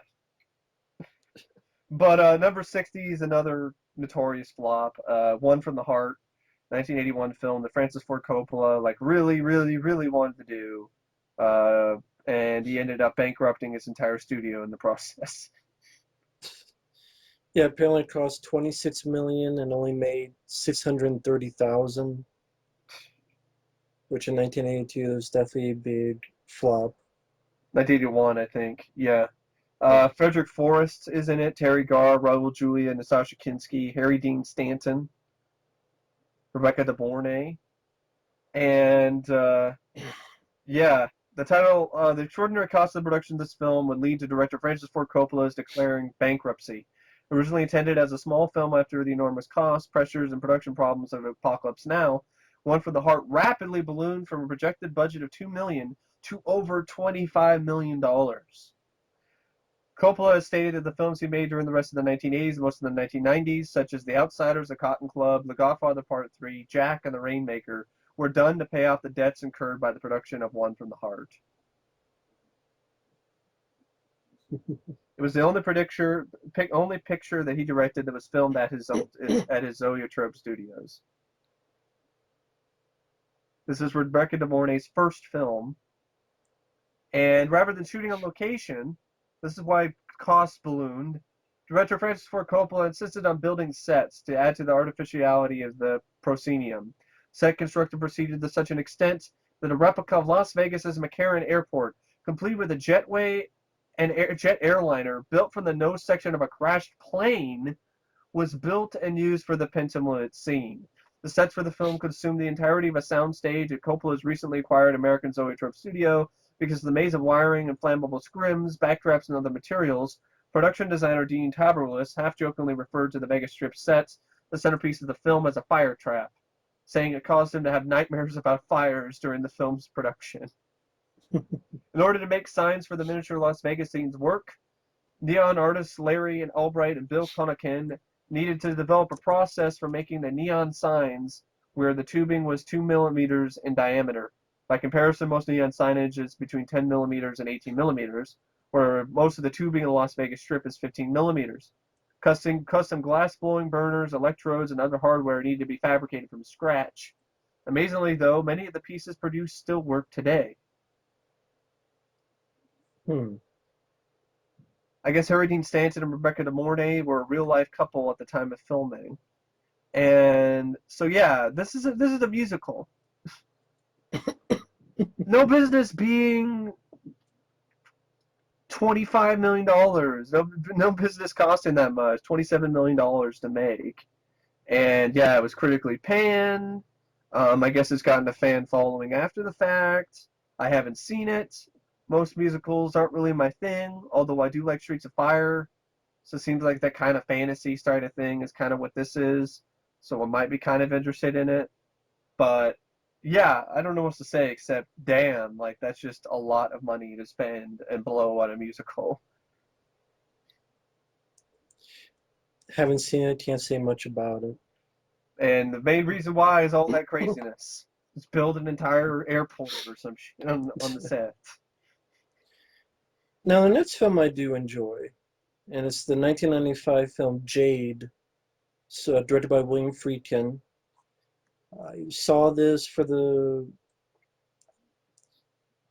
I don't know how long, it wasn't that long ago. Starring David Caruso, Linda Fiorentino, Chaz Palminteri, Richard Crenna, Michael Biehn, reteaming with the director from, what was that movie? Rampage. Rampage. Victor Wan has a small role. I really enjoy it. I thought it was, sort of an erotic thriller, but I thought the cast worked well. I like William Friedkin's direction. Has a couple of standout car chase scenes. I don't know why it cost so much. 50 million. That's way too much. It doesn't look good.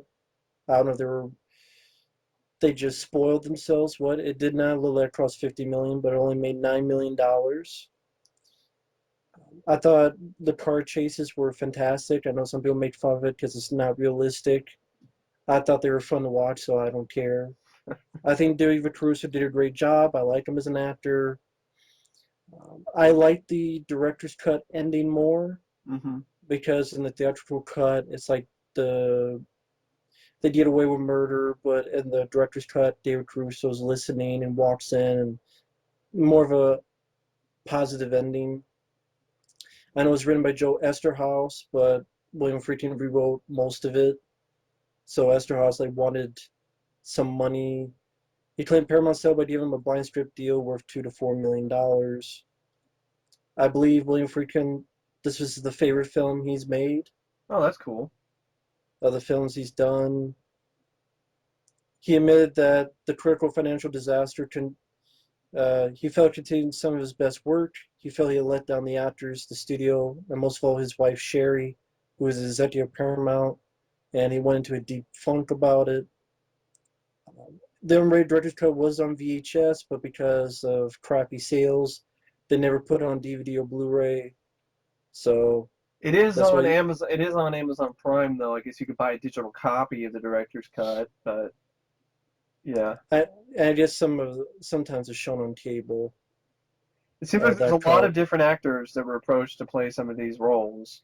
Uh, Nicolas Cage, Sean Penn, Gary Sinise, Robert Downey Jr., Tom Cruise, Brad Pitt, Johnny Depp, William Baldwin, Stephen Baldwin, Bruce Willis, Kevin Costner, Kevin Bacon, Gary Oldman, Daniel Day-Lewis, Keanu Reeves, and William Peterson were rumored and considered to play David Corelli, who I believe is played by David Caruso. Yeah. Then you have Mel Gibson, Harrison Ford, Michael Douglas, Richard Gere, Andy Garcia, Don Johnson, Richard Dean Anderson, Denzel Washington, Russell Crowe, Michael Keaton, Alec Baldwin, Arnold Schwarzenegger, Sylvester Stallone, Bruce Willis, Al Pacino, Robert De Niro, Jeff Bridges, Tom Sizemore, Michael Madsen, William Dafoe, James Gandolfini, John Travolta, Dennis Quaid, and Kurt Russell were considered to play Matt Gavin. And that That's the role film Chaz Palminteri. that went to Yeah. Chaz Palminteri. Yeah, a lot of good actors, a lot of interesting choices. And then for the role of Katrina Gavin, Julia Roberts, Sharon Stone, Julianne Moore, Jodie Foster, Michelle Pfeiffer, Meg Ryan, Andy McDowell, Nicole Kidman, Bridget Fonda, Jennifer Jason Lee, fix myself, Ali Sheedy, Molly Ringwald, Kim Basinger, Karen Allen, Robin Wright, Sigourney Weaver, Jamie Lee Curtis, Demi Moore, Madeline Stowe, and Elizabeth Shue were considered for the role of Katrina Gavin. Hmm. And I guess Linda Florentino initially turned down the script because she didn't want to play a prostitute. She changed her mind when her character was changed through rewrites. And Warren Beatty also turned down the role of David, which would go to David Caruso. David Caruso, which is probably the right choice. Yeah. And the role that was taken by Michael Biehn, Bill Paxton, James Spader, Tim Robbins, Stephen Lang, George Clooney, Miguel Ferrer, Viggo Mortensen, David Morse, Ed Harris, Peter Weller, William Hurt, Val Kilmer, Richard Gere, and J.T. Walsh were considered for that role. Huh. I think J.T. Walsh is in the film, but it's just a different role.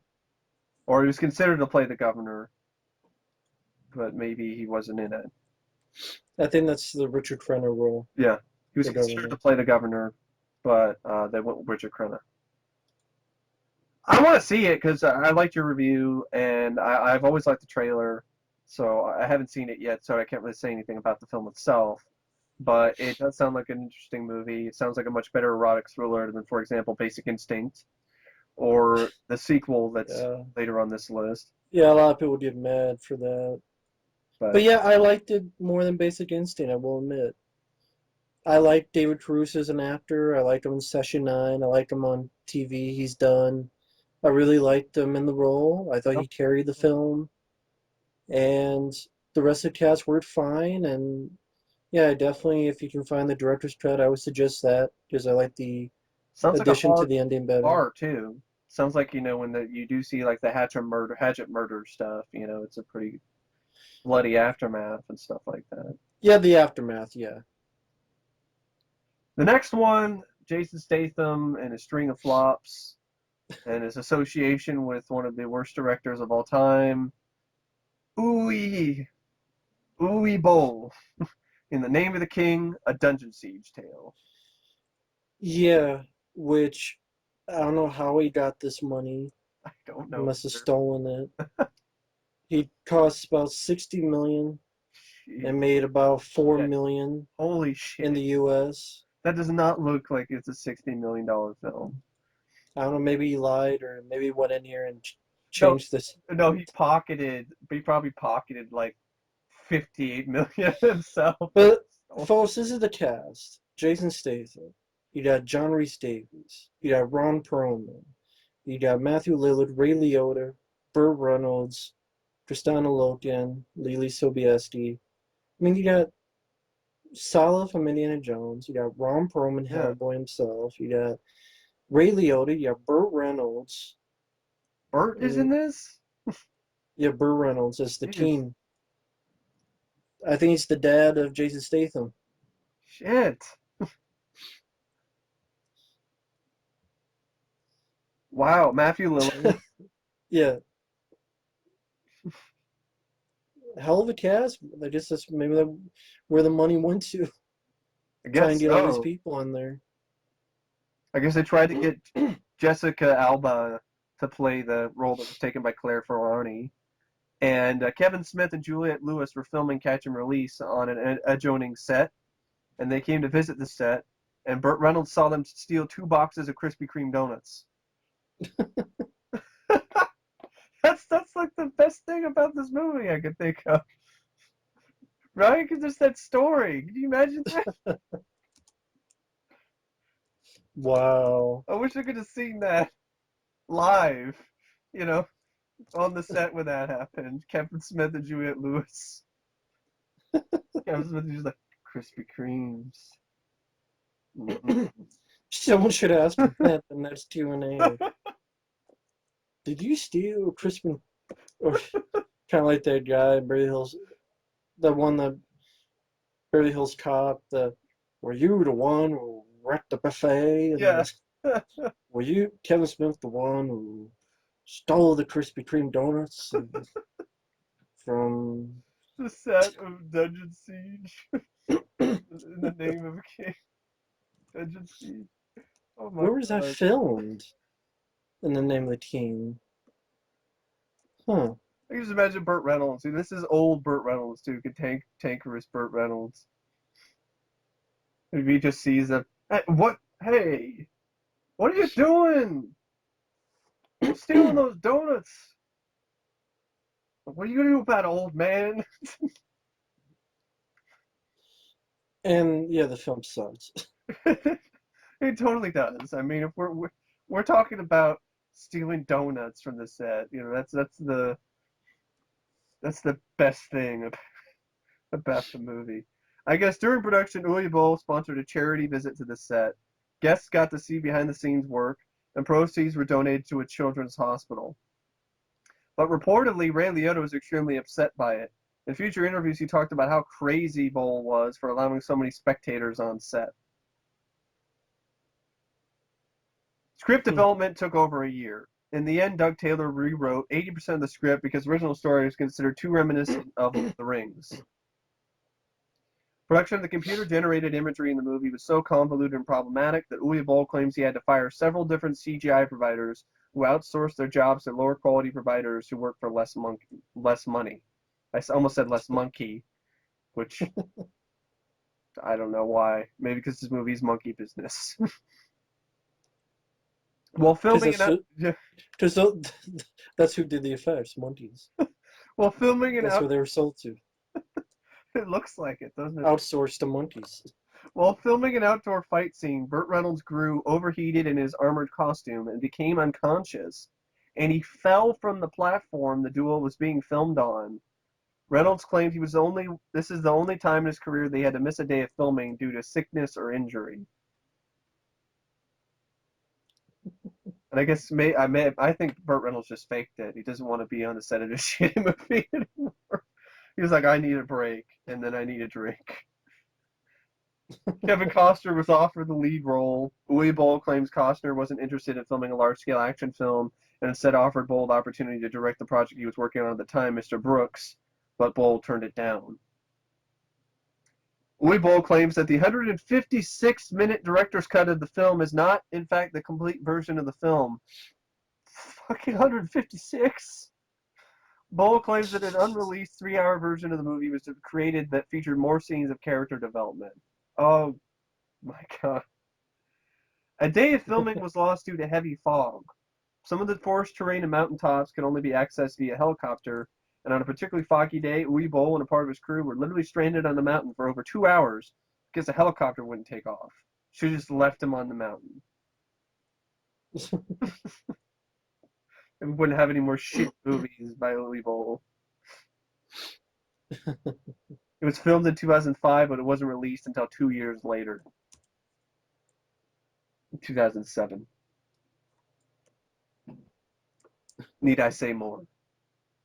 This makes shit like Dungeons and Dragons look like a masterpiece. The stealing donuts is a better story than the movie. I want to see that story. Like that's the better story. Kevin Smith to tell. And the siege and the donut siege. In the name of the king, a donut siege tale. Number 57 is Virus. Such a disappointing movie. Good concept, cool effects, great Dark Horse comic, piss poor execution. Directed by John Bruno, it stars Jamie Lee Curtis in one of her most, I don't know, just one of her most I don't give a fuck roles. It looks like she doesn't want to be there. William Baldwin and Donald Sutherland. Yeah. It's a cool concept where, there's some Russian boat or something where this crew of a boat finds this communications vessel adrift, which is Russian, which reminded me of another movie that's a lot better. Leviathan, which was also a Russian boat with some, genetic sort of stuff. So only one Russian crew member is still alive, and then there's this sort of virus that shows up and basically just assimilates people, kind of just, it's like mechanical and machines and stuff like that, combined with human flesh, which is so it's like Moontrap, which is also a lot better than this. The task it's based on Destroy or Die, which I think the comic book was written by Chuck, the same guy who wrote Dark Man and Hard Target. Yeah. Chuck Farrar. I don't know if I said his name correctly, but yeah. It's a good comic. I recommend the comic, folks. Much better than the movie. Special effects are great. They are. Just wish they were in a better movie. Yeah. It feels like there's stuff missing to me. Like there was stuff cut out of the film. It also just doesn't have a really good flow to it. There's not very many characters that are there to root for. Jamie Lee Curtis doesn't give that much to do, and she doesn't look like she wants to really be there to do anything to begin with. And Yeah, it's a total missed opportunity. Well, okay, first of all, it cost 75 million and made 30 million. I want to make sure this was in the US or it cost 75 million and made 14 million in the US, 30 million worldwide. Came out in January, which that makes sense for that Where movie. they leave films to die. A lot of good movies though. Metro, Deep Yeah, Rising, uh, like there was mentioned earlier, the tagline Rambo "Destroy 4. or Die," which is might as well be you're talking to the audience. You either destroy this movie or you die watching it. But yeah, the cast sucked. Yes. It also doesn't help. I couldn't put it until I think I last saw the film like last year, and I know what it is. Jamie Lee Curtis's character. Yes. What does she do in the third act? Nothing. That any type of strength or retribution or any Ripley moment. She doesn't have one. Exactly. So it's a letdown. She gets caught, shot. The one guy who went apeshit crazy pops up with a bomb. Her and William Baldwin go through this torpedo thing. Ship blows up. That's it. Yeah. It's a very underwhelming climax. It's underwhelming. It's lame. I mean, For a $75 million budget, that's the best climax you could give us. I mean, you look at Deep Rising, or Spear. shotgun. What are you looking at? Shotgun to the Yeah. eye, going through while the ship's blowing up. Well, it's not blown up yet, but all the tentacles Yeah. shooting with the shotgun, going through the doors. What are you looking at? Look at the aliens. You look at these films. There's other movies like Spear, which isn't the same type of movie as Virus, but it handled things better, I thought, than this film did. Yeah, I'd rather watch Sphere, Sally. It's rated R, it has great special effects, but that's the only reason to see it. And it's not Yeah. enough. And It's not. it's not like the worst movie ever, but it's to me it's worse than some of the worst films that I've seen because of its wasted potential. Like that's stuff that just bugs me so much more because there's a potentially good movie here and it's just wasted with a really not very well written screenplay, a shitty climax, and just not doesn't really have any characters to root for, like like John Carpenter's The Thing, for instance, or even Moontrap or Deep Rising, or Leviathan. There's more likable characters in Deep Star Six. Yeah, it's a better movie, Sally. I'd have to. I'm not even the biggest fan of Deep Star Six, but I would say that yes, I'd say it's a better movie than Virus. Take the effects in Virus and put it into Deep Star 6. That's a great movie then. Exactly. In an IGN.com interview, Jamie Lee Curtis said the following about Virus. Rob Reiner, for his 40th birthday, had a bad show business party where everybody brought show business clips. Rob's was playing a hippie on Gomer Pyle USMC, singing Blowin' in the Wind. Virus, 1999, is so bad as it's shocking. That would be the all-time piece of shit. It's just dreadful.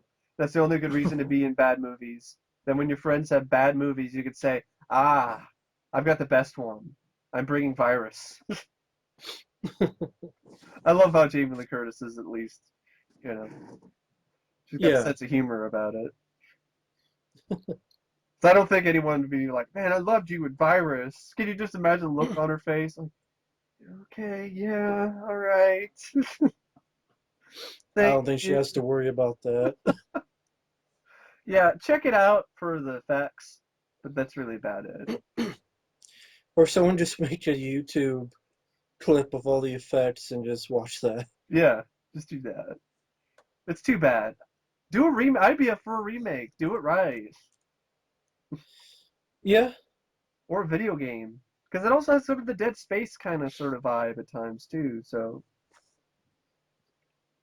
Says here there was a video game overseas, but I don't it's know what it probably was. shit too. The next one is a film called EdTV. It's a 1999 film.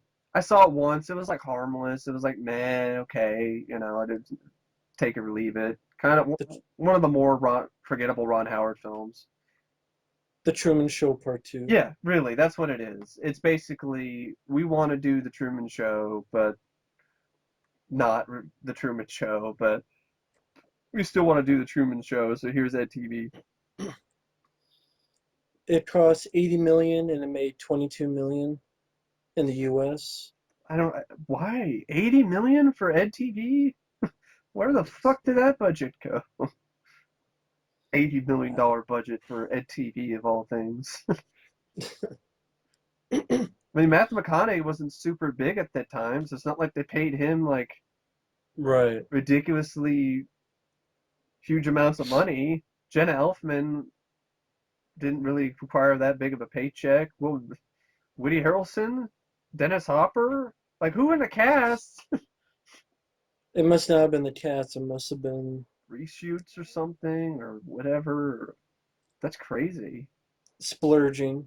Really Yeah, what it is. Just splurging on sets and production, and like this had a lot of food or something. advertising. This had a lot of advertisements in it, like advertising Yeah. dollars. Like there's a Pepsi machine that is in Ray's home, but it's empty. Yeah. So what's the point? It's the empty Pepsi machine. Yeah, it's harmless, like you said. A bit long Yeah, in the tooth. I don't know, just something missing about it, and I can't put my finger on it. I think it came out after the Truman Show, so it felt like an imitation of the Truman And Show. with the Truman Show, the difference is Jim Carrey didn't know. Yeah, see that's what's He didn't choose it, interesting. Yeah, and so it was his revelation and then escape. yeah, Well, this is just sort of, hey, I'm gonna be popular, and then, oh, I have no secrecy, so it's not that. yeah. And it's like, well, It basically takes what worked in the Truman Show, and they're like, well, we can't be exactly like it, so we want to do something like it, so but pretty much any reality show, yeah, really, really. it's like Joe Millionaire or whatever that other show where that guy Joe Schmo or something where that guy didn't think he was being filmed for a reality show or something, and then he was or whatever. So it's just like a 2.5 hour, like almost 2.5 hour long reality show, and you know if you like that kind Yeah, of thing, cool. 2 hour, yeah. 2 hour long reality show, cool. But like I said, I've seen worse, but it's, Yeah, it's harmless. The cast is good. It it's just is missing something. yeah. I think it's missing. It does feel kind of hollow, so there's that too. It feels kind of hollow, Yeah, because commercialized and just as where Truman Show at least had the character where, had heart. yeah, at heart, this just feels hollow and artificial, Yeah, which might have been the point, but there's just a little bit too much of it, and there's not enough actual real heart in it to make it worth watching more than once. I can see why it was a bomb. Number exactly. 55 is a surprising bomb. I remember I thought this was a hit, knowing by its reputation, and Dr. Doolittle, the original, Yeah. 1967 film directed by Richard Fleischer.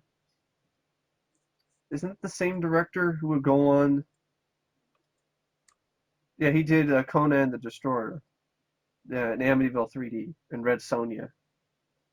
Huh. So yeah, this was a pretty big bomb back then, in the 60s. It was made for $18 million and only made $9 million in the box office.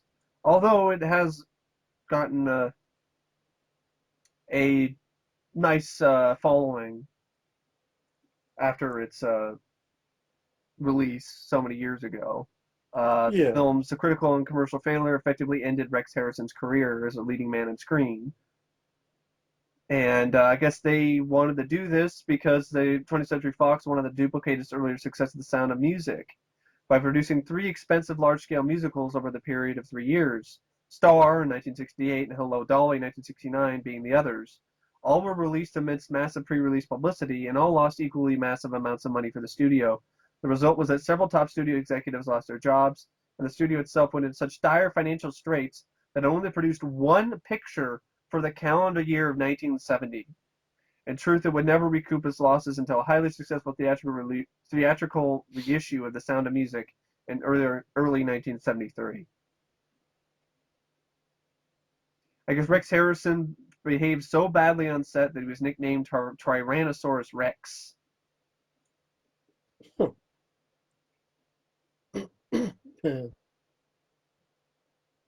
Seems like there was a lot of problems with the animals. They didn't cooperate, which makes sense. Big surprise. Did not cooperate well. And also, the film's release is accompanied by one of the most massive merchandising tie-in campaigns in Hollywood history. Among the items produced for merchandise were puzzles, a reprint of the original Hugh Lofting series of books by Dell Publishing, children's toys, school supplies, a line of pet foods, and a truly bizarre move, small toy figures in each package of Shake-a Pudding, as well as an obligatory soundtrack album. Most of the merchandise sold poorly, killing off the movie studio interest in such revenue streams.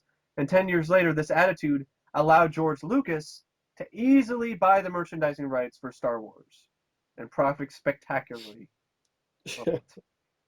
Wow, George, I guess you could thank Dr. Doolittle and Fox in retrospect. This is interesting. But definitely Fox for releasing Star Wars. Yeah. Yeah, Dr. Doolittle. For being able to buy the rights so cheaply. Yeah. Following the troubled production of this film, Arthur P. Jacobs was able to make Fox greenlight under the promise of not exceeding a $5 million budget, Planet of the Apes. I guess the Arthur P. Jacobs also had a heart attack during production of the film. The film ended up taking over 4 years to complete. Yeah, wouldn't happen now. No. Definitely not nowadays. Absolutely not. They would have shut the production down. So yeah, Dr. Dolittle was actually a film that had like a crazy amount of problems during its production. Cost 4 years. It took 4 years to make. Almost completely bankrupted 20th Century Fox. Yeah. And yet, weirdly enough, was one of the 5 films nominated for Best Picture at the Oscars. Yeah. In the Heat of the Night one, but still. Yeah. It was among The Graduate, Guess Who's Coming to Dinner, Bonnie and Clyde, and In the Heat of the Night.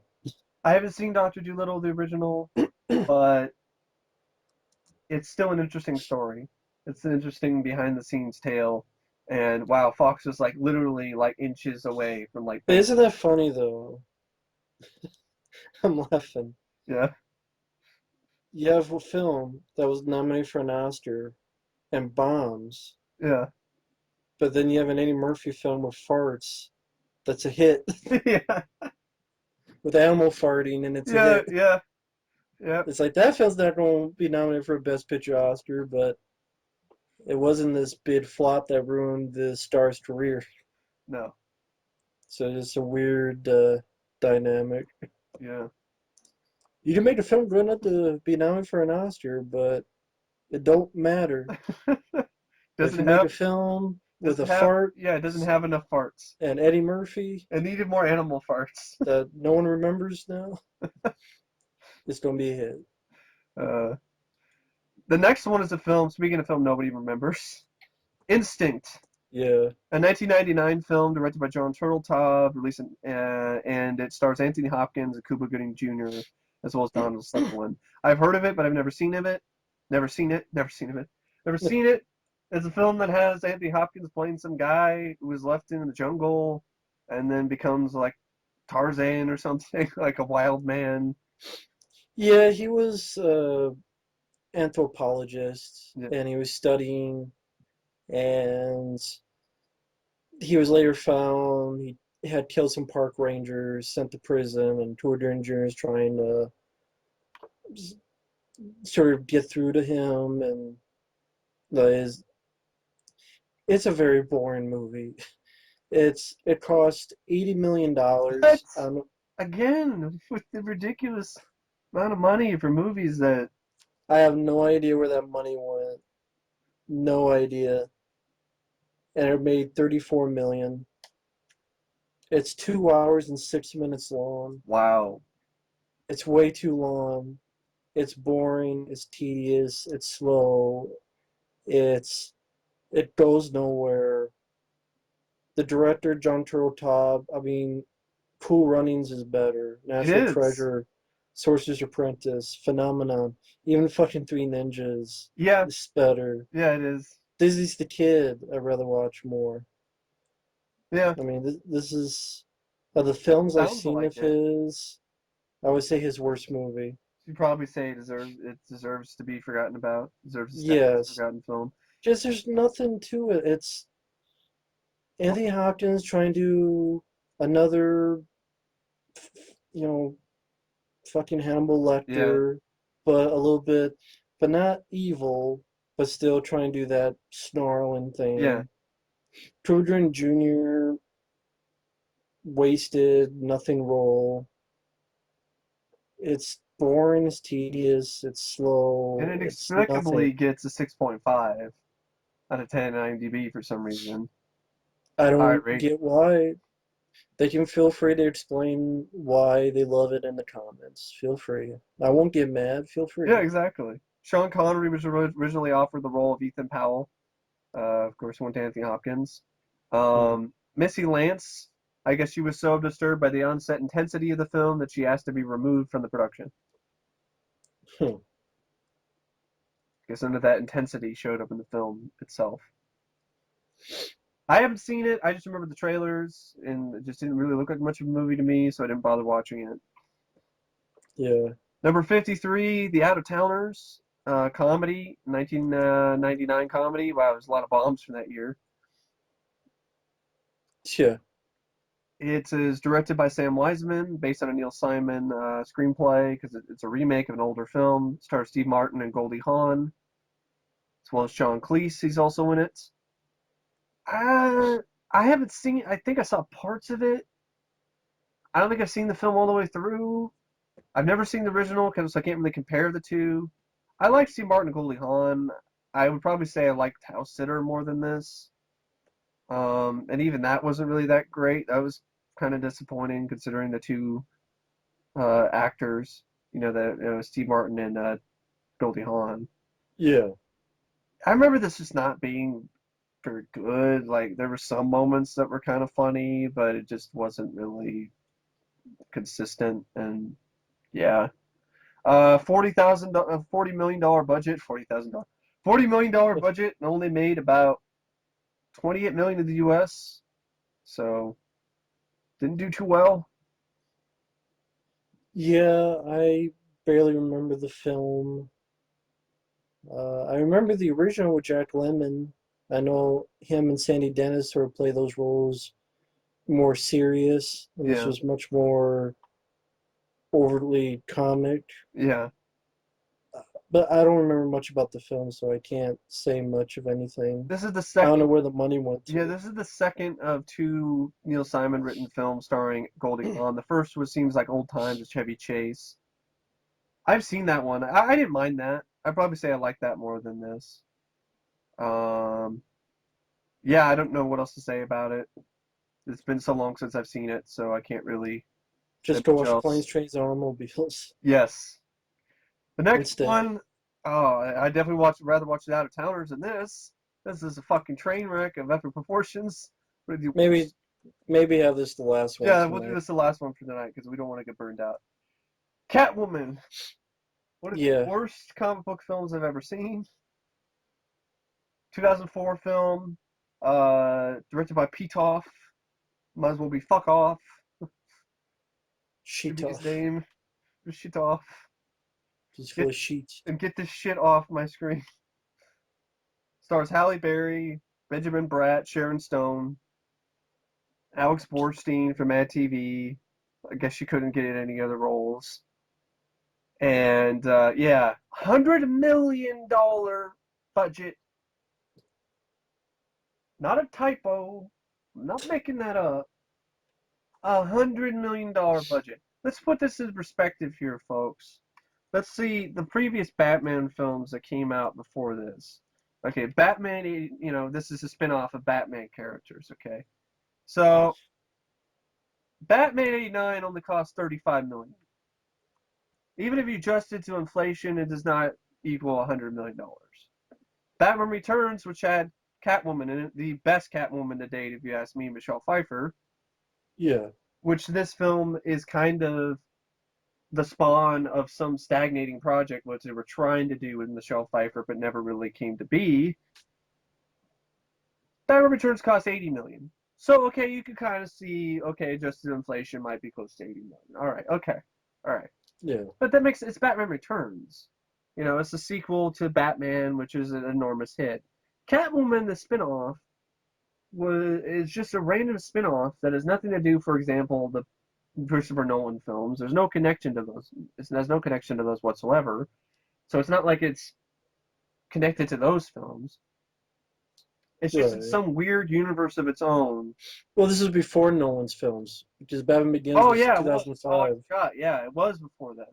So yeah, DC really need to begin. Really needed some. Really needed Nolan. This is like post Batman and Robin and Steel Yeah. DC, which was epically bad. Some of the Cunt worst woman. comic book films I've ever seen were by DC. You know, with those type of movies, Steel and Catwoman. So yeah, Catwoman. Cunt woman. Hey, no. I mean, it's true. It's always true. That's my opinion. This is not Catwoman, it's Cunt woman. Catch her in IMAX. Directed by a cunt named Pitoff. I'll stop first. It's just a word. See you next Tuesday, Yeah, dude. It made 40 million in the U.S. that's way too much money. Now that I think about it, like, how did it even make that much?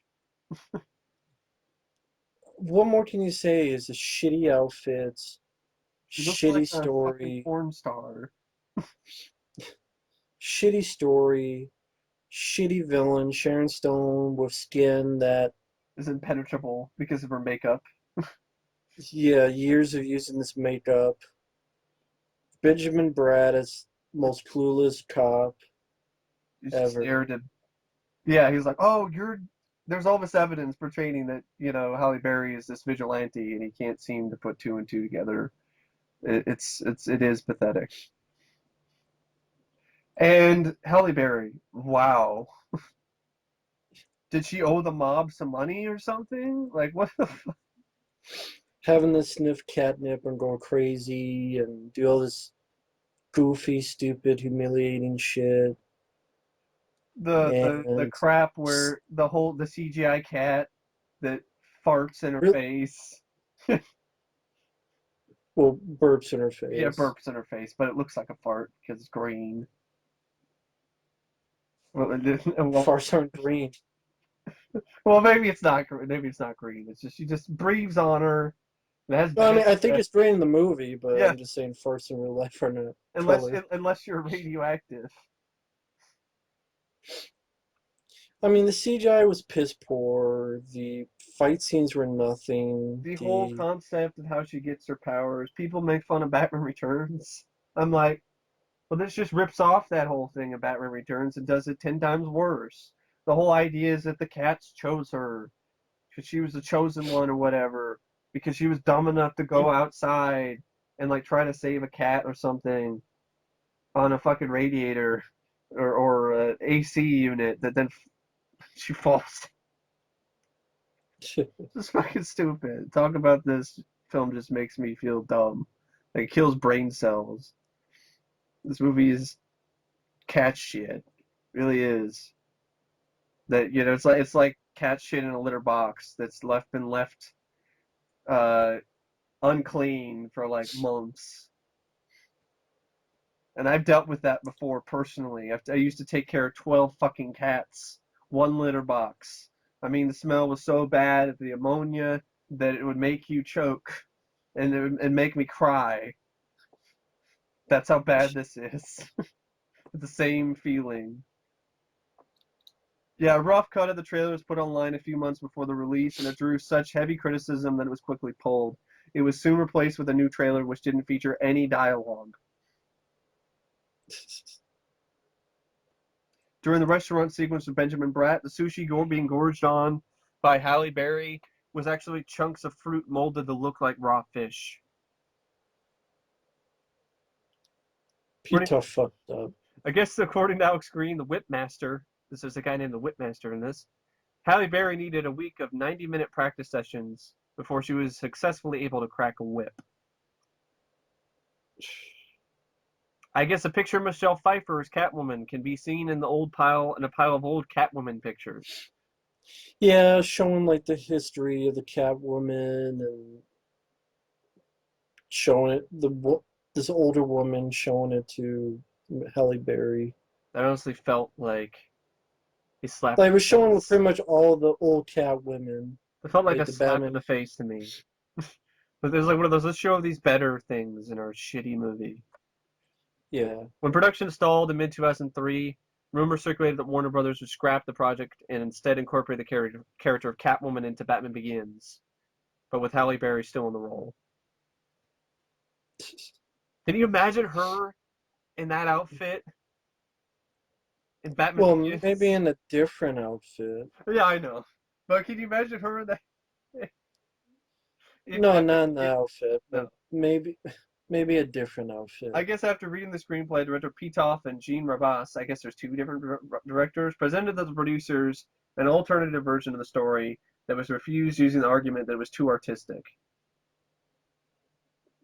The film was originally planned to be released in IMAX, but was canceled because Warner Brothers decided the visual effects delays did not give IMAX enough time to remaster the film for its release on July 23rd, 2004. The promotional title Catwoman in the IMAX experience was to be used along with the tagline "Catch Her" on IMAX posters. The decision to cancel the IMAX release was announced on June 30, 2004.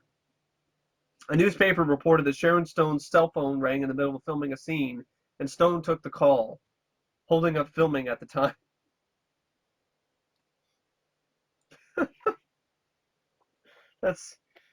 That's only the shitty movie that kind of thing happened. Had they just let her take the phone call? Come on, Peter. Halle Berry ended up in a hospital after a stunt where she collided with a piece of stage equipment during a chase scene. The injury wasn't too serious. The monologue delivered by Halle Berry in the preview is taken from the movie The Crow, with minor editing to fit the movie. They just changed the words crow to cat. No wonder that sounded familiar. I was like, fucking monologue sounds really familiar to me. Oh, that's why, because they ripped it off from The Crow. Ashley Judd was originally slated for the lead role, but she turned it down. And I guess to help offset the film's poor box office showing, Village Roadshow Ltd. agreed to sell its 50% stake in iShop, a mall advertising business, to its joint venture partner 10 Network Holdings Ltd. for like millions of dollars. So they basically just tried to get some tax profit off of this. And I guess Graham Revell and William Orbit, who were the original composers, had to withdraw from their scoring duties, and then some guy named Claus Badlet was hired as a replacement. Yeah. I